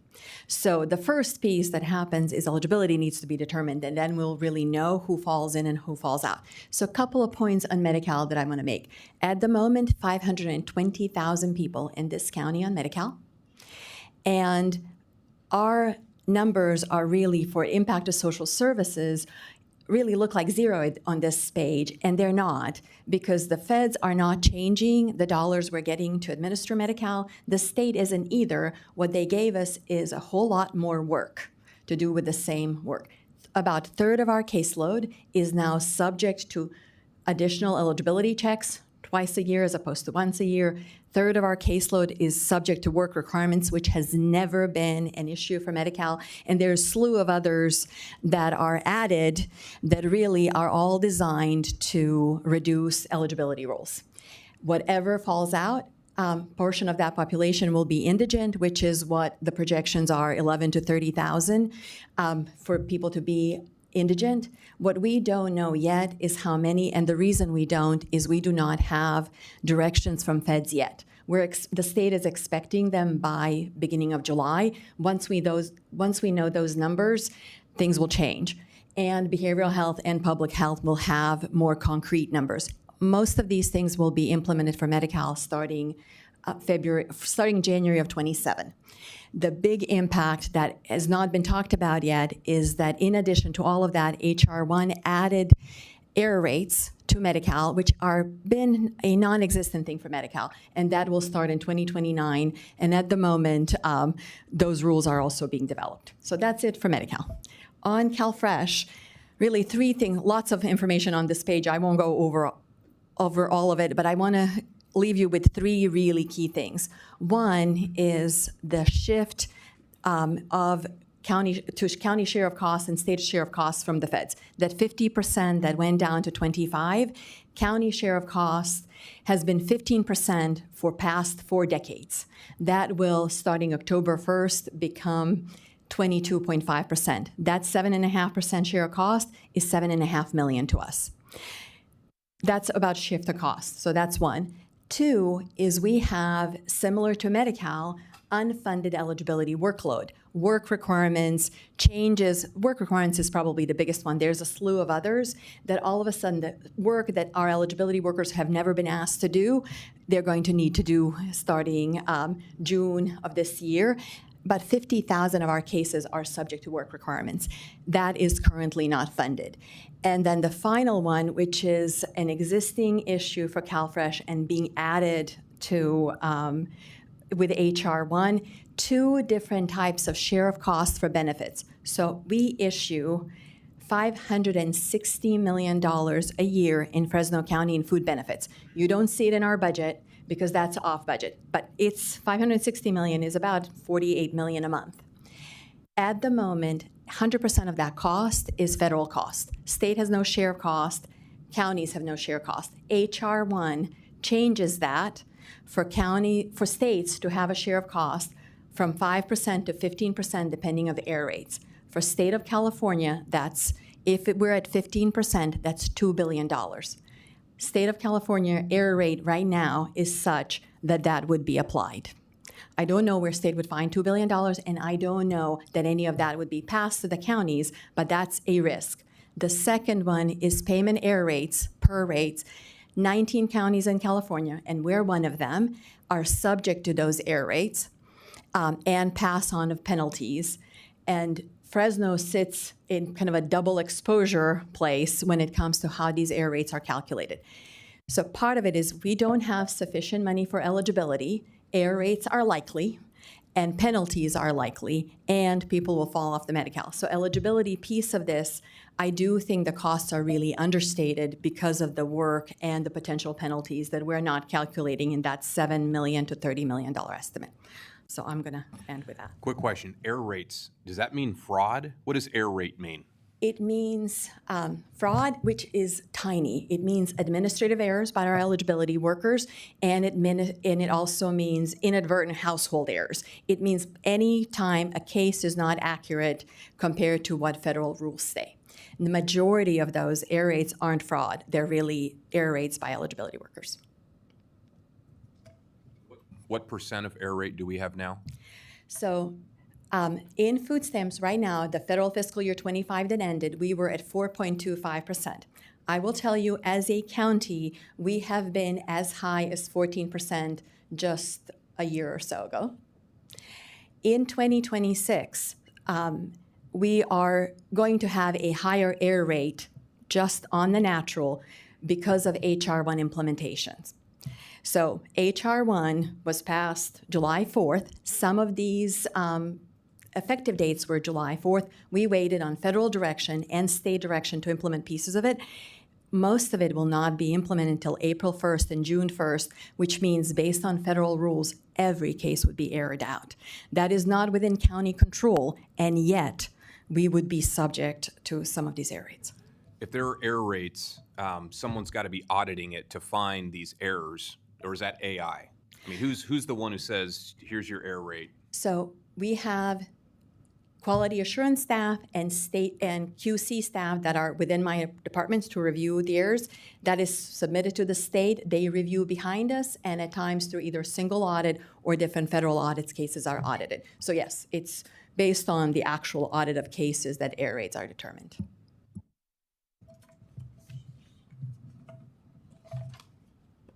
All right, thank you, Sonia. I want to thank the department heads. I want to thank Amina, who coordinated this presentation. The upcoming decision points as we end, we talked about the increase in the uninsured that we're anticipating. With that, there would be a decision to consider the eligibility here in Fresno County. I think County Council also sent something to your board on what that could look like and what our options are. As was just alluded to on the eligibility side, the administrative capacity based on these new requirements, it's ironic that there's more scrutiny there, but yet we need more staff. It's an advantage in Fresno County to keep more of our local population on Medi-Cal, because otherwise, as was shared by Joe, it's less expensive through Medi-Cal than it would be to pay for it through our indigent care program. The advocacy we've already talked about with Paul, where CSAC will be coming up with an ask, but we may have some unique asks as an Article 13 county. And then the general fund exposure may require more difficult decisions as we look at the impact of those precious discretionary dollars. With that, that concludes our presentation, and welcome any questions that you may have for me or for any of our presenters.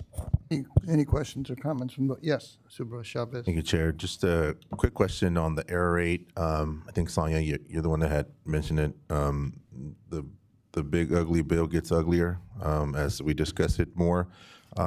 So the error rate, you're being judged on that not per county, but for the whole state.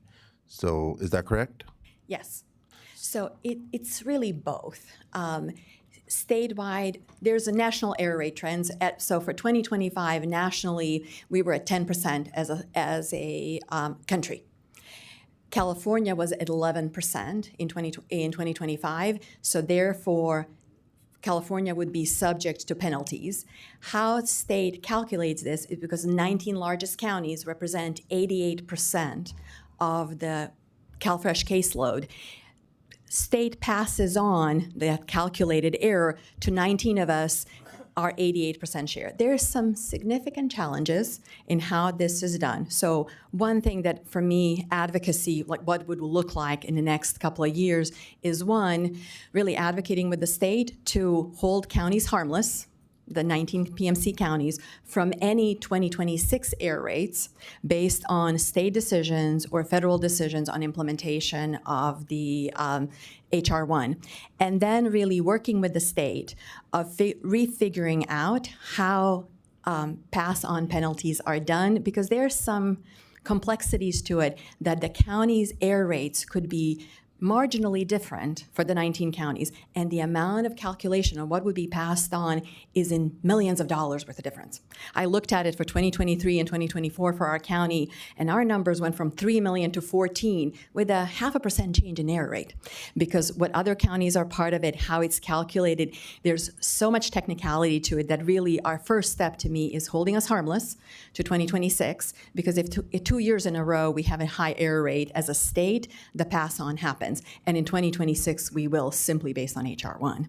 So that's step one. And step two would be redoing this for 19 PMC counties, because that legislation is 2-3 decades old, and we, with HR 1, is really in a new space.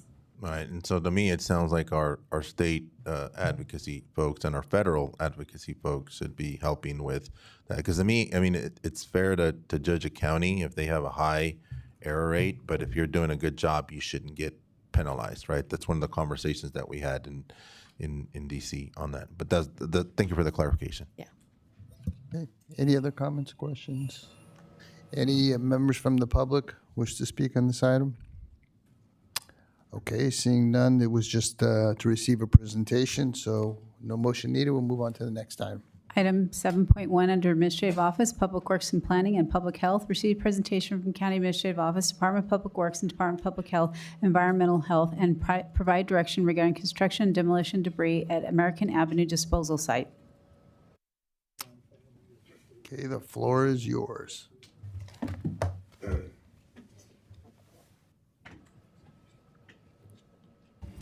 Good morning, Board. Steve White, Public Works and Planning Director. I'll do the opening remarks on this with slide presentation for you. We'll try and make it brief considering the time. We did a brief discussion about the landfill, its operations, and how it functions as a landfill, where the waste stream comes from. But the first thing I want to start with is making sure that this board has an open invite to come visit the landfill. It's a machine.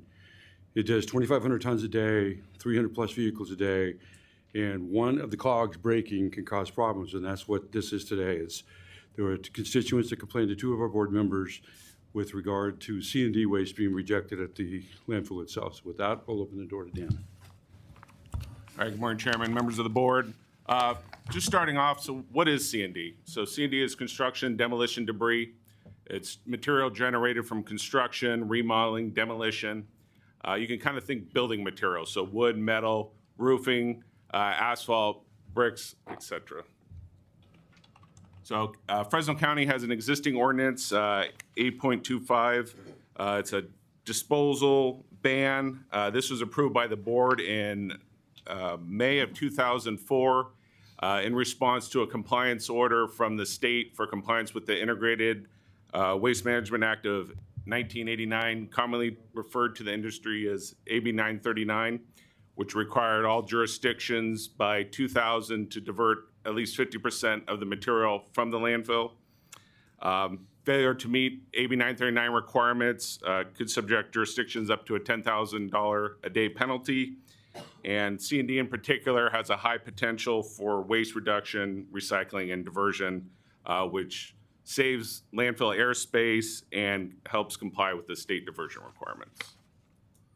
So one of the common misconceptions is it's a total disposal ban. If you show up, you got a couple 2x4s in your load, you're going to get rejected out of the landfill. That's not true. There are limited exemptions in the ordinance. So you can bring up to 3 cubic yards of material. So a visual, if you come in with a full-size pickup truck loaded to the top of your cabin, we're going to accept that material. If you commingle or mix the loads, as long as there's no more than 20% of the load. So if you have a giant roll-off bin, you can have up to 8 cubic yards of C&D material in that, and we will accept it for disposal at the landfill. So there are several local C&D facilities. There's one transfer station located, you can see Mid-Valley there, just south of Kerman. That's about 7.4 miles. But they're along the 99 corridor there in Fresno. And then Republic Service has a facility kind of near Friant there off the 41. So here's just a kind of quick video to get a visual of the landfill and kind of the flow of the landfill. So coming off American Avenue, you pull into the scale house. We have 2 inbound scales. One is a manual scale, so the way in, way out, ask where you're bringing the material from. The other is an automated scale, the one to the right there. So our large commercial haulers, their trucks and trailers have radio frequency RF tags, and they come in, punch in their code, they get a ticket, and those customers in particular, that once they go up and dump, they're able to just exit the facility. They don't have to weigh out. Any normal self-hauler or non-RF vehicle has to weigh in and out every time they enter the landfill. So this is just kind of a view of the access road. The big hole in the ground was our phase 1 original 30-acre part of the landfill that we did a large relocation project a couple years ago. Going up to the active phase now. So the trucks will actually go, and this is all trash. So as they're kind of going up this ramp here, you'll see they're all on millions of cubic yards of waste. And then the trucks queue up and dump at the tipping floor, and then staff push and compact the material. That's probably good, Marilyn.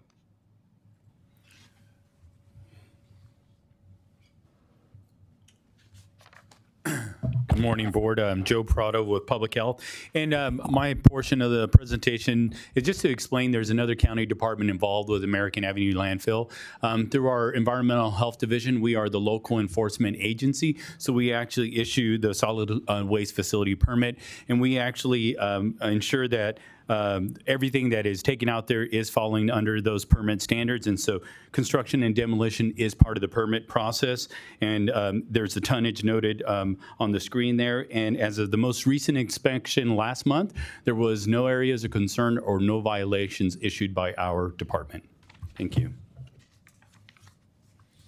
So a couple options. What do we do with the C&D? So right now we're currently exercising option 1, immediate enforcement. So we're rejecting and redirecting loads that do not meet one of the exemption requirements. That's the 3 cubic yards or 20% or less than 20% of the load.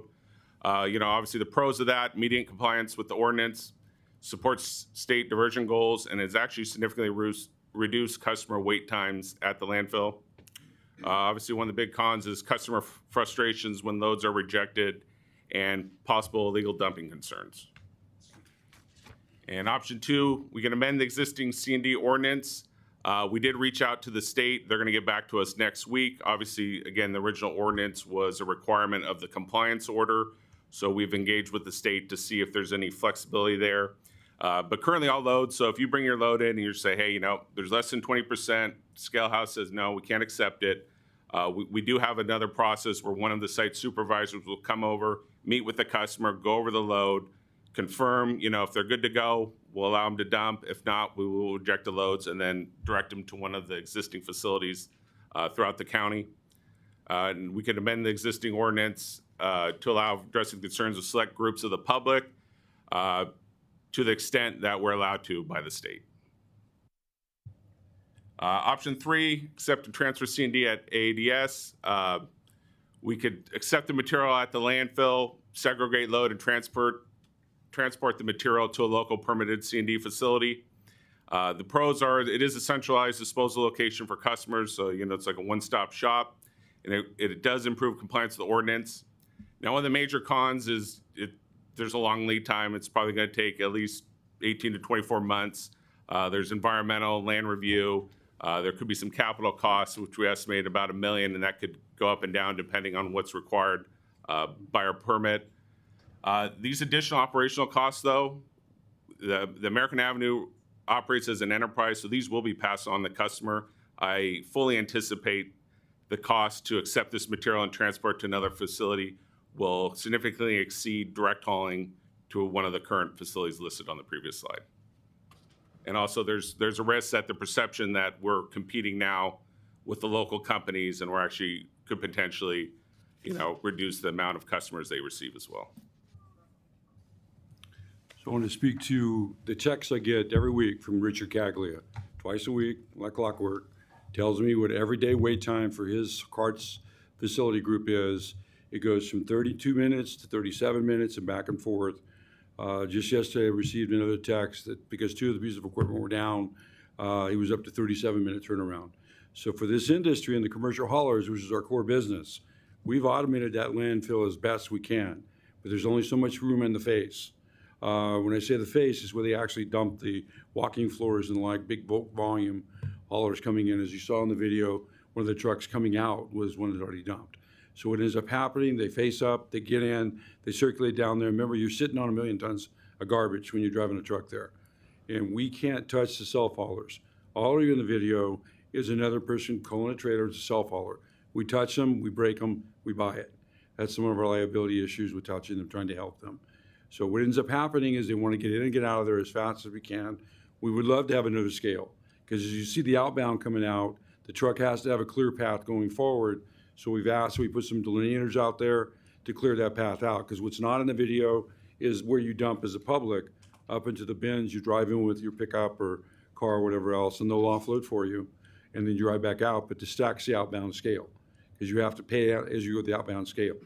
So we've tried to implement many different programs. A concern came up just yesterday with regarding our safety plan out there requires you to wear a vest. So we provided vests. We have a wonderful vendor out there who's taken the opportunity to be in business for himself. We're asking code enforcement assistance, trying to shut him away. But we will have vests at the office to give out, and for the most part, we get them back, but over time, they migrate on. So what we're looking for clear direction today from the board is, what direction would you like to go? What we're hearing from the industry, they really like the wait times. They really like the additional volume that's coming back to them with C&D being processed at the facilities. A C&D processing facility is a very expensive capital asset, 10 million plus. I worked on the Caglia was one where it was in private sector. And the material has to be sorted through a bunch of hand sorting operations, mechanical systems, plastics, any organics that has to be pulled out. We do receive a portion of this material back at the landfill. As Dan can attest, the tonnage is going up, but there's fewer trips, so the density is going up. We try and do our best with the customers. 3 cubic yards is a lot of material. 20% of a 40-yard bin is a lot of material. And it's just, what direction would you like us to take this? Because amending the ordinance, we can go back to the state, but from the email I received from Dan yesterday, I'm not sure the state's gonna be very receptive to us, because they're going against, there's some new regulations that have come into effect. What we're looking for is we'll continue with the public outreach, but no one is denied access without having due process given to them from one of our site supervisors. If you're being denied, it's blatant. You have an entire trailer full of roofing material. We can take it if you would strategize of how you load the trailer and bring it back to us, maybe in 2 trailers. Because there's a lot of materials over the years you got in there. We're doing a more diligent job now of enforcing the rules than we have in the past. We'll accept that. We freely admit that to this board. So we'll wait for direction. Comments from the board? I'll start, Nathan. I think petitioning the state to try and change the rules is a waste of time. I think these are the rules, and we have to adjust our practice to adhere to the rules. So first and foremost, I think education. So we've already started that when you reject the loads. So for me personally, I'm not as concerned with the 40-yard bins because that's a large commercial. I am concerned with the everyday resident trying to dispose of their property at the dump. That is my number one priority in this whole discussion. So for me, first and foremost, we need large, huge billboard signs that states, due to state law, we cannot accept construction and debris material greater than whatever. And we need to have that in clear writing and not in little print, massive, massive. So as a person pulls up and they see a stop sign and they see the sign next to it, they can expect what's coming. To me, that's first and foremost. That needs to get done immediately, if not sooner. Okay? Then once we start that, then as Steve mentioned, yeah, we have an issue that, again, for safety and enforcement, and I have, again, no issue with that. We're now requiring people to wear these vests. So we have to be able to provide the vests. We're giving the vendor across the street an opportunity to make money on our people at an exorbitant rate because we won't let them in the landfill unless they have a vest. Is that true or not? That is true, but we do not support or, agree with the vendor that's operating. Irregardless, you are indirectly creating that situation by having them required a vest. So if you're not going to give the people a vest, you are giving that vendor an opportunity, and I applaud the guy for making money, because if I'm pull up, I take 20, 40 minutes to drive there to dump it, and I find out, hey, I need a $3 or $4 vest to get in, what am I going to do? Well, I'm going to go and pay the $20 or whatever it is to get a vest so I can get my stuff in. I don't have a choice. So the way to prevent that is we have a county employee there, and we hand the guy a vest. The problem is you got to have one at the end to grab our vests back, or you're going to blow through your vests in a week. Okay? Again, no issue. I'm trying to tell you as a practical point of view what we do as an individual person. Okay? We need to solve these kind of issues. So again, the 40 bins, no problem. Reject those, send them out. I am again concerned with the individual person trying to unload their garbage. So we start with education, and we do those kind of things. And then once that happens, over time, we'll do it. I personally believe we need to raise the rates of our disposal facility. You guys were just here a little while ago. We need new equipment out there. We apply, and those numbers are huge. Hundreds of thousands of dollars for the massive equipment that you use. And again, as you said earlier, this is a machine. This is its own enterprise. It is a massive, massive operation that the entire county of Fresno uses. The city of Fresno, city of Clovis, everybody's taking their garbage out there. It is a machine, so we need to operate it as such. And when is the last time we raised our rates? Rates are raised annually 2.5%, but that's all precipitated by the City of Fresno agreement that was approved by the board in 2014. So that kind of set our modern rate structure. Significantly reduced the rates, and we're starting to get back up there. But again, 2.5% has not kept up with inflation over the past 5 to 7 years. So again, that contract was before any one of us here were on the board. I personally think that contract was too long because it doesn't allow for the cost of inflation. And as we know, just in the last 30 days, costs have gone up exponentially as they have over the last several years. That contract, on a 15-year contract, is not keeping pace with what our true cost is. So again, I feel the county, we're subsidizing the city of Fresno, we're subsidizing the city of Clovis, and all that, because it's costing us more than what the actual costs are. And that's not your fault. That's whoever was in this board prior to any of us being here. So for the next board, when that comes up, don't do it that long. Don't do it that long. 5-year increments should be the longest. Should be the longest. And I know we're going to have people complain we can't do stability and all that. That's life. That's life. So if not, then take your stuff somewhere else, and that's exactly what's happening. So ours is the greatest game in town, because if you don't go to us, then you got to go to one of these other people that you listed. What's the minimum cost of going somewhere else? I think it's 80 a ton.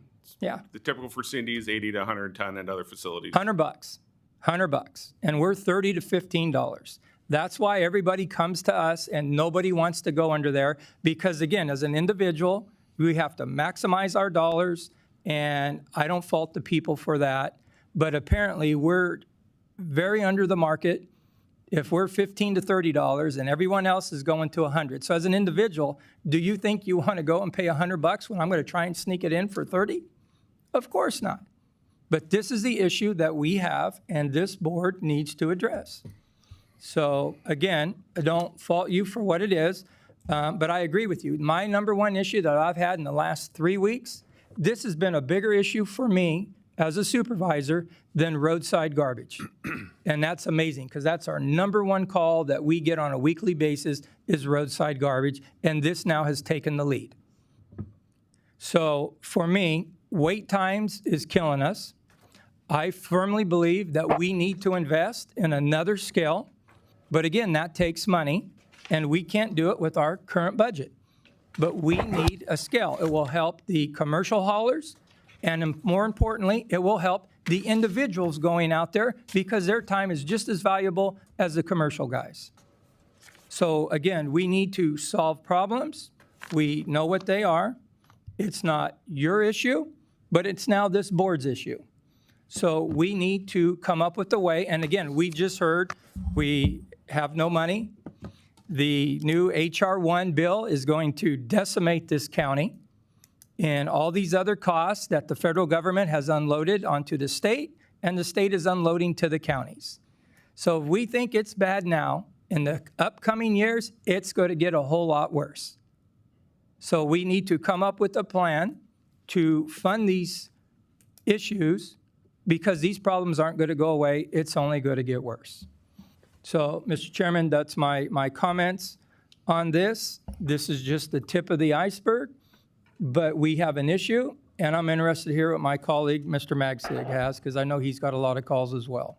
And I was about ready to say, but wait, there's more. Yeah. So I agree with mostly everything that Brian Pacheco said, and rarely, if ever, do I do this, but there is one correction to your comment. So the city of Clovis has its own landfill. They don't bring garbage there. Now, there might be some residents who might drive out, but the city of Clovis has managed its own landfills, because it's had ones in different areas for quite some time. But while we were sitting here having this discussion, I was texting a major hauler, and I'm like, hey, are you happy with the landfill? And their comment was, wait times are way too long, not sustainable. It's crushing them. So something needs to be done at the landfill. And one thing that was brought up, and I'm glad, Steve, you brought this up, the agreement that was negotiated with the city of Fresno in 2014, that too is not sustainable. It doesn't pay for its fully loaded cost. For us, operating an enterprise account, we have to make sure that our costs are covered. So no one entity is getting subsidized. We charge the general public our costs. Otherwise, our general fund has to subsidize these issues. So I would say we don't need to wait till we're gone. Look at it now. And as far as what I think needs to happen is we have commercial haulers throughout the county that are bringing garbage to us. They need their own dedicated lane. So residential haulers and smaller haulers that are bringing debris don't slow things down. I'm open to a transfer station where haulers can come in, dump their materials, and there is a look from staff of what they're putting down, and then they're charged a per ton fee for that. And then we sort so we can make sure we're meeting the requirements of AB 939. And I recognize something like that might have to be put out to bid.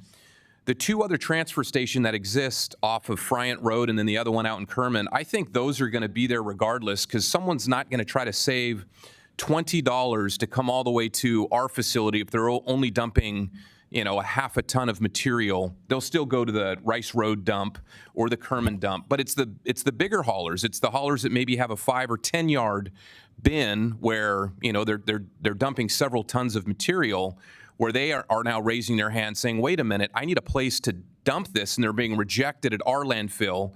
The bigger issue is the time now that they have to absorb rerouting to a transfer station, and their complaints are, after they dump at the transfer station, that transfer station just takes what they dumped and brings it back to the county dump. That's their complaint. So I think we do need to do some work. We may need to add another scale. We need to find a way to have commercial haulers having an express lane, so they are not having to wait for even 37 minutes is too long. I look at labor costs, fuel costs of these things idling. We need to find a way to have them get in and out there. I want to cut times in half. So we need to think bigger, and we need to renegotiate the City of Fresno agreement. If it is not covering its cost, we blow it up. We blow the thing up. Bottom line. You have a contract, though. How do you do that? We have attorneys, don't we? We got to take a look at that contract and find a way to blow it up. The old contract. Probably wrote it. Yeah. Can I jump in and tell you? Sure. We're going to put CMS signs at the landfill. We're going to put them on American Avenue, and we're going to put them inside the face. You're not going to read a sign on the fence. I will guarantee it. Last time I was there, it was $9.30, and I had a full truckload. And the great part was they helped me offload when I pulled my truck back we dump it in the bins, and I was out of there. The disconnect is we do have an express lane with RFI on it, but it sometimes stacks. If you do choose to go to the landfill, they're stacked on American Avenue. There's 20, 30 trucks stacked out there first thing in the morning. Each of them has to come across the scale. They log in, they have to key it in. We need a second. We can look at what the cost of a portable scale would be. Start that process. The disconnect really is trying to get the self-haulers out, going across the single scale where they pay. We're going to have 100+ vests in stock at all times to give to the public in an attempt to get them back. Those are easy things for us to solve. The capital costs, the physical cost of putting in a scale, we're going to work up those numbers, present it to the CAO's office, and then bring it back to the board whenever direction is there. It's the face that we're up against too. There's only so much area that the face is opened up to because they have to be closed up every night. And when you get inclement weather, yes, I got a text today from that special hauler because he didn't have enough room on the face because you're sitting on a million tons of landfill. So everything you're asking for, we can do. If you're interested in a rate increase, okay, we'll move forward with that. Take 2 months to do it. Opening up the contracts is going to be an issue. We'll have to turn to Doug on because we sent those contracts to Doug yesterday and to our CAO. How do you open that back up? Our landfill is one of the cheapest landfills in the state. We get the business model. They're going to come to us before they'll go somewhere else. So we have to find that balance. How can we raise the rates, not penalize everyone else, but make it to where the waste needs to go where the waste needs to go? That might help cut your volume too. If you raise the rates, you should have less people coming in. Maybe the other ones would be a little bit more attractive. So that might indirectly help our wait times. One of the things that was also brought to my attention, and again, it's a third-party hearsay, is that when we did have an issue a month ago when we first brought this up, and something was broke and the lines, everything stopped, the complaint from the individual residents is that when you opened it, you let all the commercial guys go first, and you made all the residents wait until they were done. Maybe a more fair way would have been let one commercial guy go, one resident go. One commercial guy go, one resident go. But when all the commercial guys got to go, the residents there were livid, that they were waiting just as long as everybody else, but they were forced to wait when the commercial guys got to come in. So again, we want to be fair to all our people, and we need to address those kind of things. All right, understood. Yeah, the issue with the commercial traffic getting prioritization is they're receiving this material daily from the route trucks that are picking up. It's pure garbage. Yeah. Yeah. Let's. There's classes of garbage. That's pure garbage. But if you're there waiting, that's not your wait job. Times, the previous months were a result of, again, as you said, we're the cheapest game in town, everybody with a truck and trailer, yeah, let's go out to American Avenue, dump for, 32, 33 a ton, as opposed to 80, 100 a ton. And that's what really, I mean, we've seen our traffic drop, I think 80 to 100 vehicle trips per day, just really enforcing the current ordinance. And that material, all the other commercial locations that were listed on that map, they've seen a significant increase in customer traffic. As Steve said, they're happy that, one, they're receiving additional volume, but two, the wait times have been significantly decreased at the landfill. And it's a transition period, and we know that, and these are transitional pains. Supervisor Maxig, I'm curious, was appreciative to learn about Clovis. Does Clovis let residents dump there too? I don't think so. I think Clovis, the way that they operate is the city collects its own garbage, and so they do their own sorting, and but residents are offered up 2 curbside pickups a year. I don't think there's any other city that does that. So residents really don't have to find a dump. They just allow the city to come get it from them, and then the city deals with its own sorting and hauling right off Auberry Road, where they've operated a landfill there for many, many decades. Well, I think that's a significant difference, is when you don't deal with the public, you only deal with your own trucks. That's a huge advantage that we don't have that luxury of. I agree, and I've got, so here's 3 things I want to throw out there, because I want to make sure as we have this discussion that we've got some takeaways, and then we give staff direction so we can continue to move on this. One is, we need to look at the City of Fresno contract. If it's not covering its costs, then we've got to make sure it is covering its costs.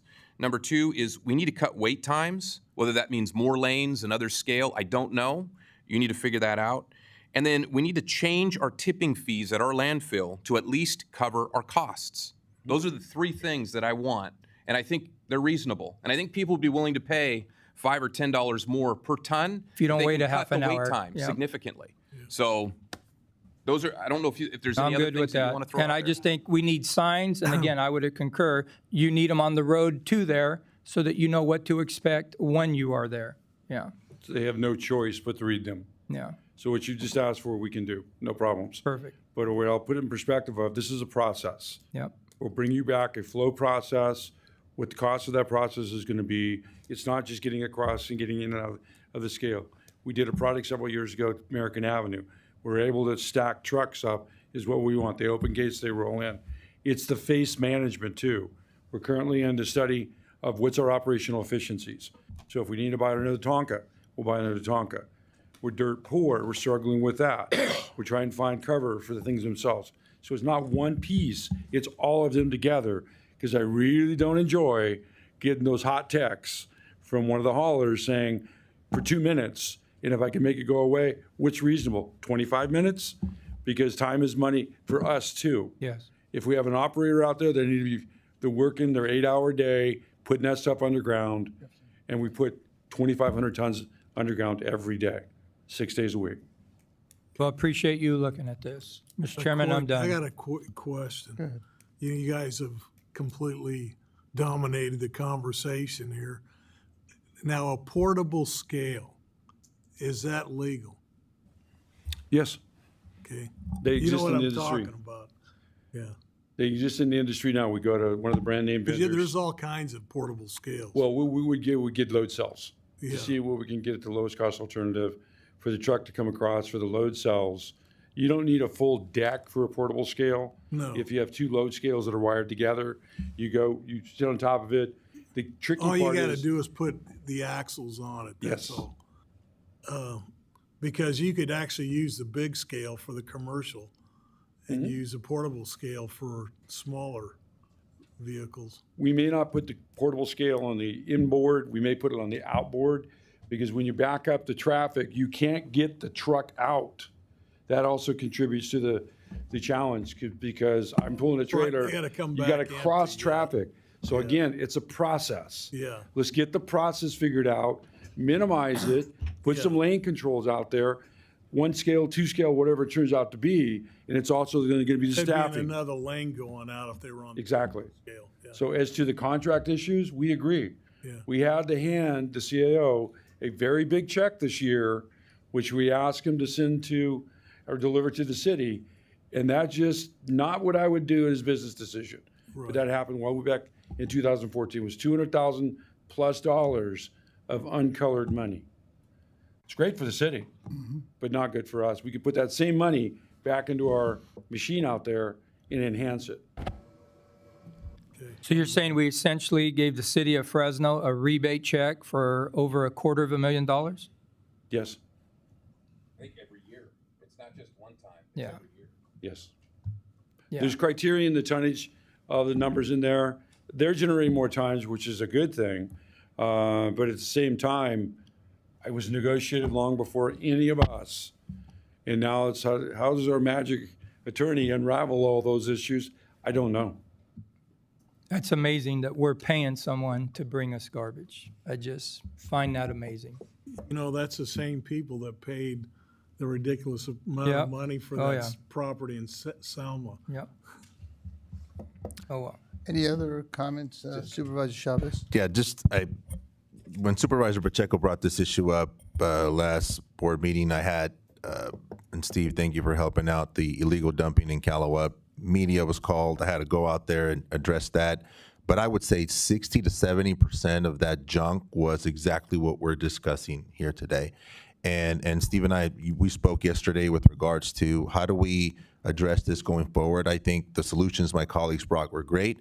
I think for me in the areas that we're working in, Callaway, Mayfair, we have illegal dumping that goes on. I think long-term solution, and it's related to the contracts that we're going to be discussing with regards to our vendors. But I think we need to have the operation cleanups within these unincorporated areas, whether it's at Mayfair, Callaway, Fig Garden, other neighborhoods. I think going forward, I'd like for us to look at that because I think it'll cut back on a lot of these issues. And the one question that I had, I'm looking at the PowerPoint presentation. So we're doing this because of the diversion requirement from the state, right? So these folks come up here, not a lot are rejected, but the ones that are probably end up being dumped in West Fresno County or in Callaway or in, East Fresno County. When we pick those up, because we have to pick them up, do those not count towards the percentage because we didn't accept them and they were just picked up as a illegal dump site? We're doing the tonnage now to produce that back to Dan. For the $4.2 million we spent in the last 2 years, we're doing the tonnage recaps right now with the various different vendors. We'll provide that back. We're hoping to count some of that towards our diversion criteria. Usually when you have an illegal dumping, it's a pickup load. Mm-hmm. It's not a 40-yard roll-off. So we're already working with the city of Fresno and have for many, many months that we're asking them, give me a unit cost per house. And then we'll bring it back to the CAO, bring it back to the board. Can we afford that as we talked yesterday? Or can we do a planned event? The dumping we did 2 weeks ago, picked up for you, 5 50-yard bins. Came out of nowhere, 2 days. So we rolled in, rolled out, and got it done. We're gearing to take this over in roads this summer. Unfortunately, we're down 14 operators and 9 staff, so we're working with Paul's office to try and hire those back. So part of the solution is let us manage our own game. We'll look at the landfill process. We'll come back with game plans. But when the city gives us the numbers, we'll present those to Paul. He can bring them back to the board, and you can make a decision. When are you planning on getting those numbers, Steve? Pardon me? When are you planning on getting those numbers from I'm them? hoping to get them next week. I keep pushing on Paul Armico. Clovis is unique. They do it twice a year. Fresno used to do it twice a year. And we would plan, in my household, twice a year to go out and take the junk out there. Now they do it once a year, and it's usually when it's 110 degrees out. But if we can do that and we can afford that, it will guarantee less going to having a problem with illegal dumping and the like, but we don't have the numbers yet. When we get them, we'll show them. Absolutely. And as somebody who represented the other side of the street, 2 years ago, I know exactly what you're referencing. But those are some of the options that I think we're going to be discussing in the near future. Thank you. And Steve, what is our current illegal dumping budget? How much are we spending a year? In the last 2 years, we've spent $4.2 million, and I think we still have about $1 million left-ish in the budget. We track it and bill KO's office every month. Our goal is to get it off and transfer it over to roads. Yeah, just to clarify that, what's actually budgeted is $4 million, but that includes homelessness cleanups, illegal dumping, so everything. And as your board knows, that's increased. I think it was $500,000 2 years ago. It's gone up to 2, now to 4. So every year. $4 million a year now. That's but we've typically been illegal exceeding dumping that. and cleaning homeless Correct. and things like that. That's right. Got one your quick- calls have lessened, Yeah. but the costs are up because we task our contractors very, very quickly. But we task them, I'm gonna go here, I'm gonna go here. What Rose is gonna do is they're gonna wipe it clean.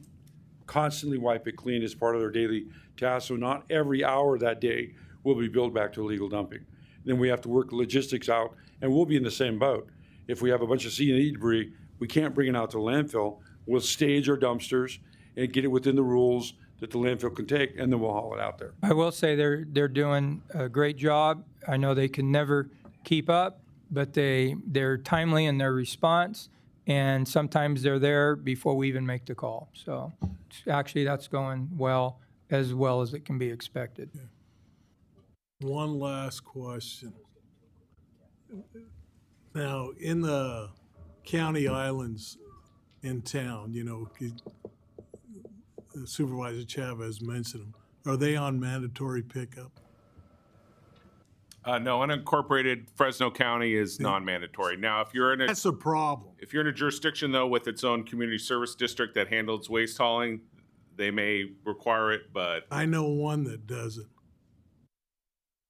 And we got a good system, and we have 2 cleanups a year, but what it is, you have to take it down to the rodeo grounds, and they'll sort into the different piles, but they'll take it. Yeah.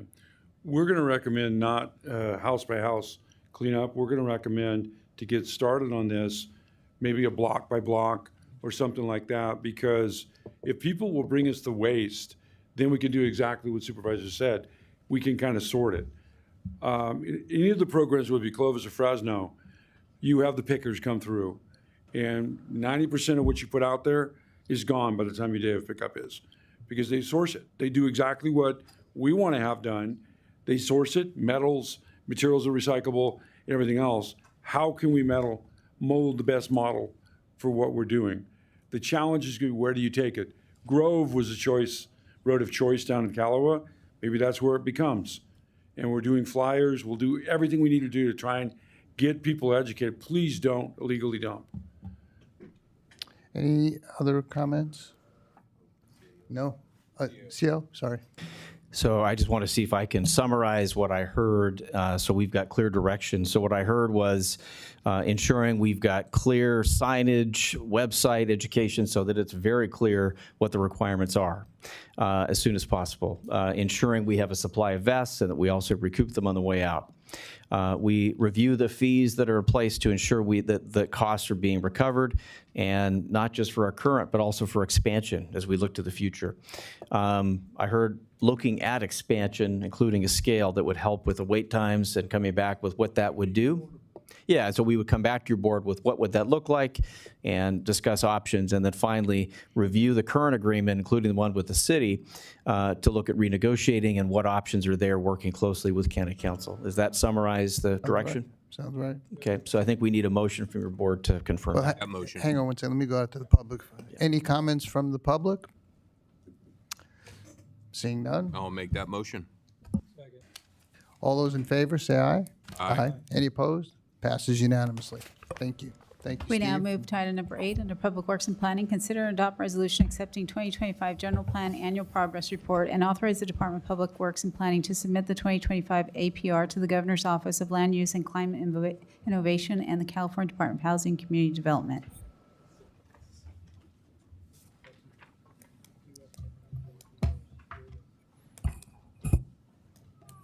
Go ahead, staff. I was going to say good morning, but I'll go with good afternoon, Chairman and members of the board. Anton Kramer, planner with the Department of Public Works and Planning.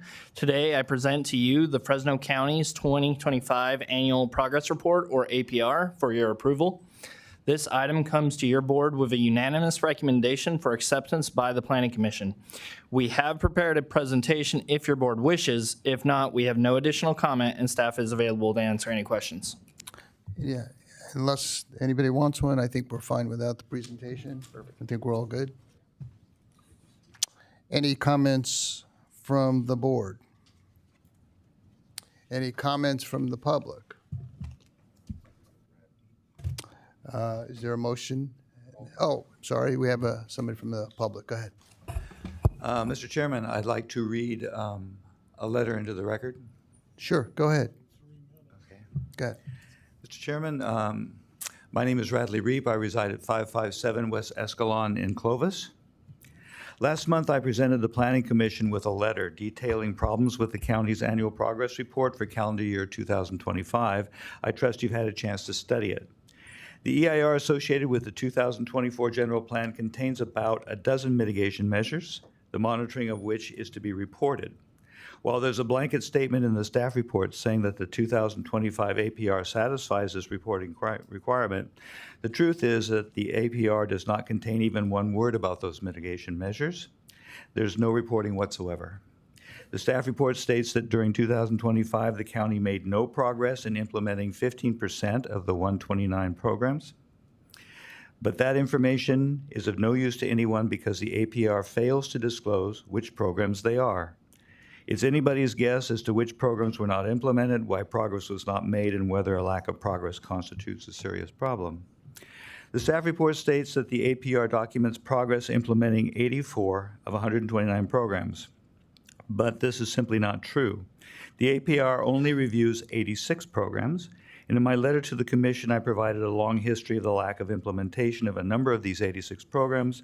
For example, I showed that for the past 25 years, including 2025, the county has failed to inventory areas suitable for future parks, disseminate oak woodland management guidelines to landowners located in oak woodland habitat, review air district guidelines vis-a-vis county adoption of procedures for performing air quality impact analysis, assess the effectiveness of agricultural preservation programs, amend the subdivision and grading ordinance to address dust control measures, and prepare a water conservation ordinance to maximize the benefits of water resources. No mention of this decades-long failure to implement required general programs.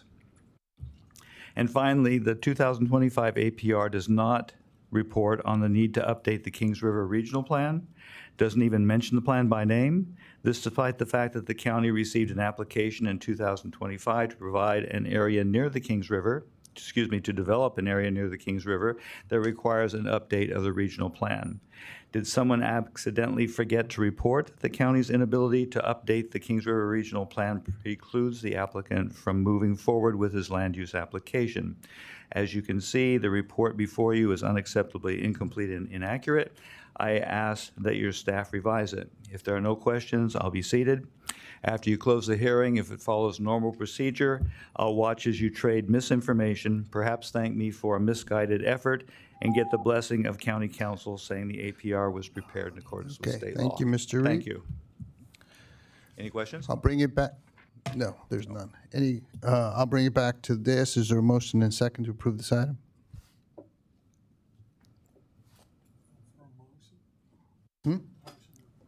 Motion by Supervisor Mendez, second by Supervisor Pacheco. All those in favor say aye. Aye. Any opposed? None opposed. Passes unanimously. We now move to item number 9, Board of Supervisor Committee reports and comments. Are there any committee reports and comments? Supervisor I Mendez. just wanted to say happy St. Patrick's Day. I'm very pleased that everyone's wearing green except Brian, so I'll be seeing you later, Brian. No, I think he has, there's Oh, green in that tie. darn it, well, There's green in that tie. Green in that tie. Well, congratulations to all of you. I'm not wearing green, so line up. No, I'm just kidding. Is there green in your pen? Happy St. Patrick's Day. Your Oh, pen? yeah, there is green there. Okay. Green pin. Today, my son John became chairman of the KRWA, Kings River Water Association. Excellent. I think he's been, even though he's in his early 40s, he's probably one of the youngest chairmen ever. Excellent. Yeah. Well done. Congratulations. Supervisor Pacheco? Yeah, I have just a couple of things. You know, we have going on right now a war with Iran, and it's called Operation Epic Fury. And I wanted to just recognize the 13 service members killed in that war. These men and women clearly are the best of the best. They are great Americans, great patriots, great heroes. We honor their service, their sacrifice, and are eternally grateful to them. We'll never forget them. May God bless them and give comfort to their families. I'd like to mention their names. Sergeant Declan Cody was 20 years old from West Des Moines, Iowa. Sergeant First Class Nicole Amore, 39, of White Bear Lake, Minnesota. Captain Cody Cork, 35, of Winter Haven, Florida. Sergeant First Class Noah Tietjens, 42, of Bellevue, Nebraska. Chief Warrant Officer Robert Merzan, 54, Sacramento, California. Major Jeffrey O'Brien, 45, of Indianola, Iowa. Army Sergeant Benjamin Pennington, 26, of Glendale, Kentucky. Major John Clinner, 33, of Auburn, Alabama. Had a wife, 3 children, a 2-year-old son, and 7-month-old twins. Captain Ariana Savino, 31, of Covington, Washington. Tech Sergeant Ashley Pruitt, 34, of Bardstown, Kentucky. She had a 3-year-old daughter and a stepson. Captain Seth Colville, 38, of Mooresville, Indiana. Captain Curtis Anks, 30, of Wilmington, Ohio. And Tech Sergeant Tyler Simmons, 28, of Columbus, Ohio. All heroes, great patriots. We will never forget them. Could I ask the honor of Supervisor Magzik to say perhaps a brief prayer for them and those that are serving in Iran and in that area now? Happy to do that, Mr. Chairman. So please bow with me just for a moment. Our Heavenly Father, the Bible is clear that there will be conflicts constantly in the Middle East. And I pray right now just for your hand to be on the Middle East, to be protecting our allies, to be protecting the men and women who are serving in uniform from the United States over there currently. And right now I pray for the 13 service members who've lost their life. I pray for the families that are left behind, comfort for them. And I pray during these times that we draw closer to you and that you let us know that you are present. In Jesus' name I pray. Amen. Amen. Thank you very much for that honor. I appreciate that. In a different direction, rather than going from heroes, I want to talk about 2 despicable people. One of them is Gregory Vogelsang, 57. They're both pedophiles. The California parole boards approved the early release of 2 men convicted of child sex crimes.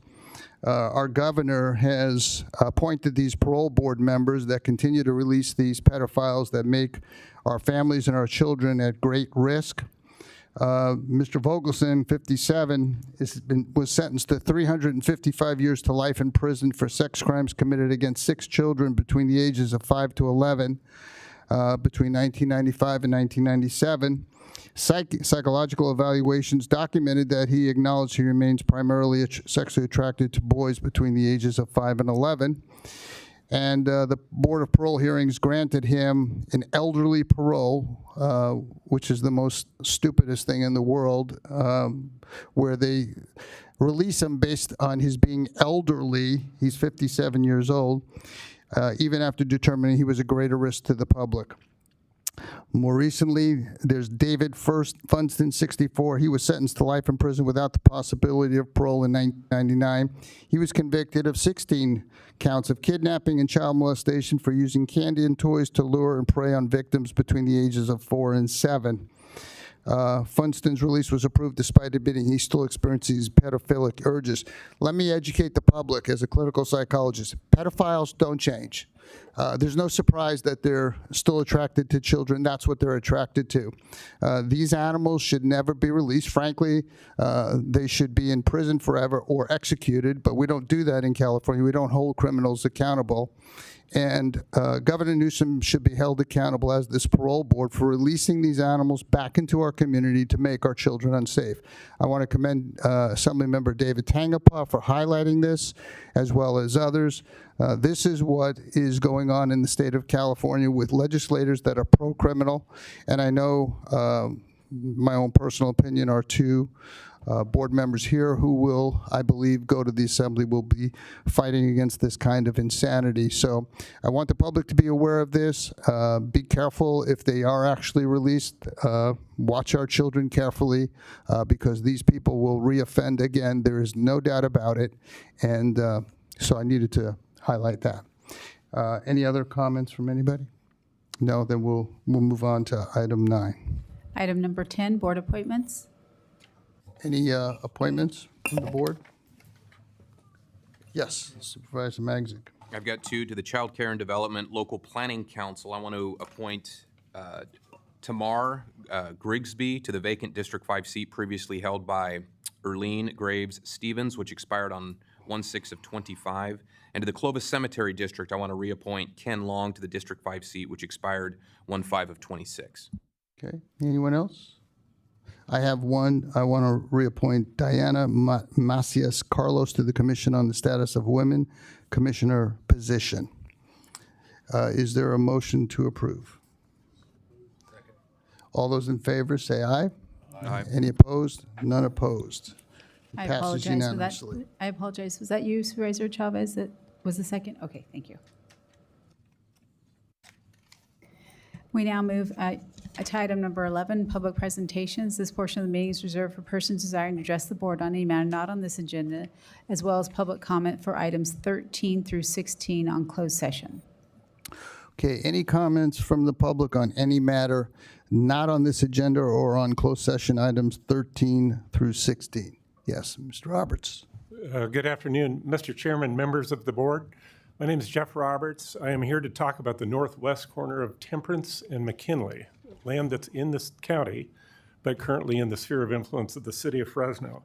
I'm speaking on behalf of the Casares family who's owned the property for over 25 years. And you're being handed a graphic that pretty simply illustrates where the property is and what the issue is. We would like to move forward with applications on this property, but find ourselves caught between a couple elements in your MOU. We've been to the city. We have 4.66 acres. We've asked to develop that property, and they said, you can't without taking the 115 acres to the north in your applications. You need to pre-zone that and annex it. To cut very short, we had a neighborhood meeting, and I can tell you firsthand that the folks that live in that 115 acres do not want to be annexed to the city of Fresno. We can't move forward with these applications because the city says you'll form an island if you move forward by yourself. So you must take the 115. So we're stuck at that prop. We visited with your staff here. The interpretation of the MOU and the way the county can accept applications, I believe their interpretation's correct, but we're still stuck. That there may be a way to move forward. And that's what I'm hoping for today. What we're looking for is a way to kind of thread this needle and move forward back to the city and ask for a release. We understand this is not a normal course of events. It's not typical for development. And so we're looking for cooperation from both the city and the county. What we'd like to do is ask for your board to assist us and provide direction to staff to work out a way that we could move forward with, I'm not sure whether you would call it a specialized release or a unique release from the MOU, but some way to move forward with applications filed at the county without annexation at this time. We believe this is a win-win for both the neighborhood that sits there in the 115 acres to the north. It will allow the city to move forward with any kind of entitlement, or improvement of McKinley Avenue right now that doesn't exist. This is a three-leg intersection, and so there's big improvements needed, and they can only be solved by development of the property. I thank you very much, Mr. Chairman. Be happy to answer questions if there are any. Yes, go ahead, Supervisor Madsen. Just some general comments. So I assume you want to build basically to city standard. Correct. And so just some thoughts off the top of my head. I have no problem if there was a way for the county to receive the application to develop, but some things that need to happen. LAFCO needs to approve an extraterritorial agreement. In writing, we need something from the city saying that they're okay with the county being the applicant. And also, too, the city must be willing to deliver services to the site, and that kind of goes to the extraterritorial agreement, but they're going to have to deliver sewer, water services, as well as public safety services, too, to this site, because there's going to be density there. So as long as the city's willing to, it'll be built to city standard, they've got to provide services, I really have no issue if it's, developed at the county level. That's just my input, but I'll throw that out there. Okay, any other comments? Okay, thank you. Oh, did you have something? we would certainly agree to work with the city staff to obtain those things, and the extraterritorial agreement with both the city and LAFCO. We're literally stuck right now. We can't move forward and we can't move backwards. So we appreciate any help that your staff can give us. Chairman, just a Yes. quick comment. I Yes. think and I don't disagree with anything Jeff said, the city's hangup will be that our current MOU, that's just what they're focusing on, and would say we can't do it for that reason. So council's reviewing whether it would be a standalone agreement, a waiver, whatever it may be.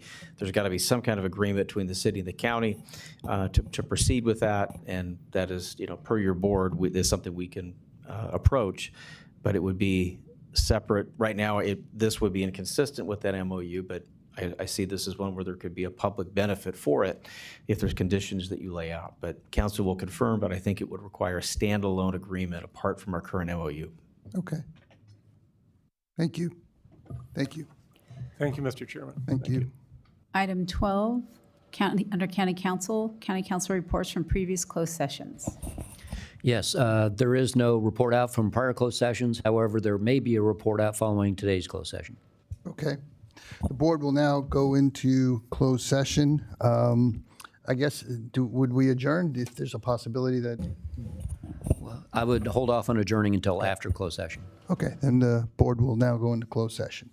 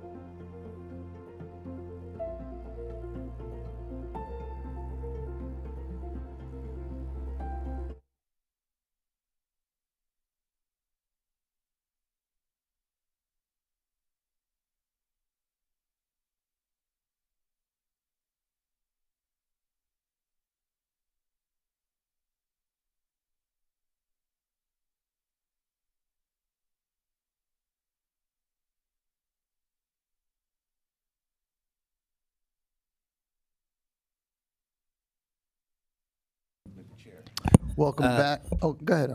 Yes, one report out from today's closed session. The board has unanimously approved giving direction for county council to provide a demand letter and pursue litigation against the county recorder, Paul Dictos, in his official capacity to require compliance with how SB 2 fees are determined and collected.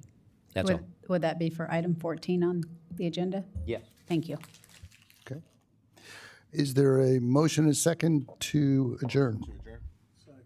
All those in favor say aye. Aye. Passes unanimously. We are adjourned.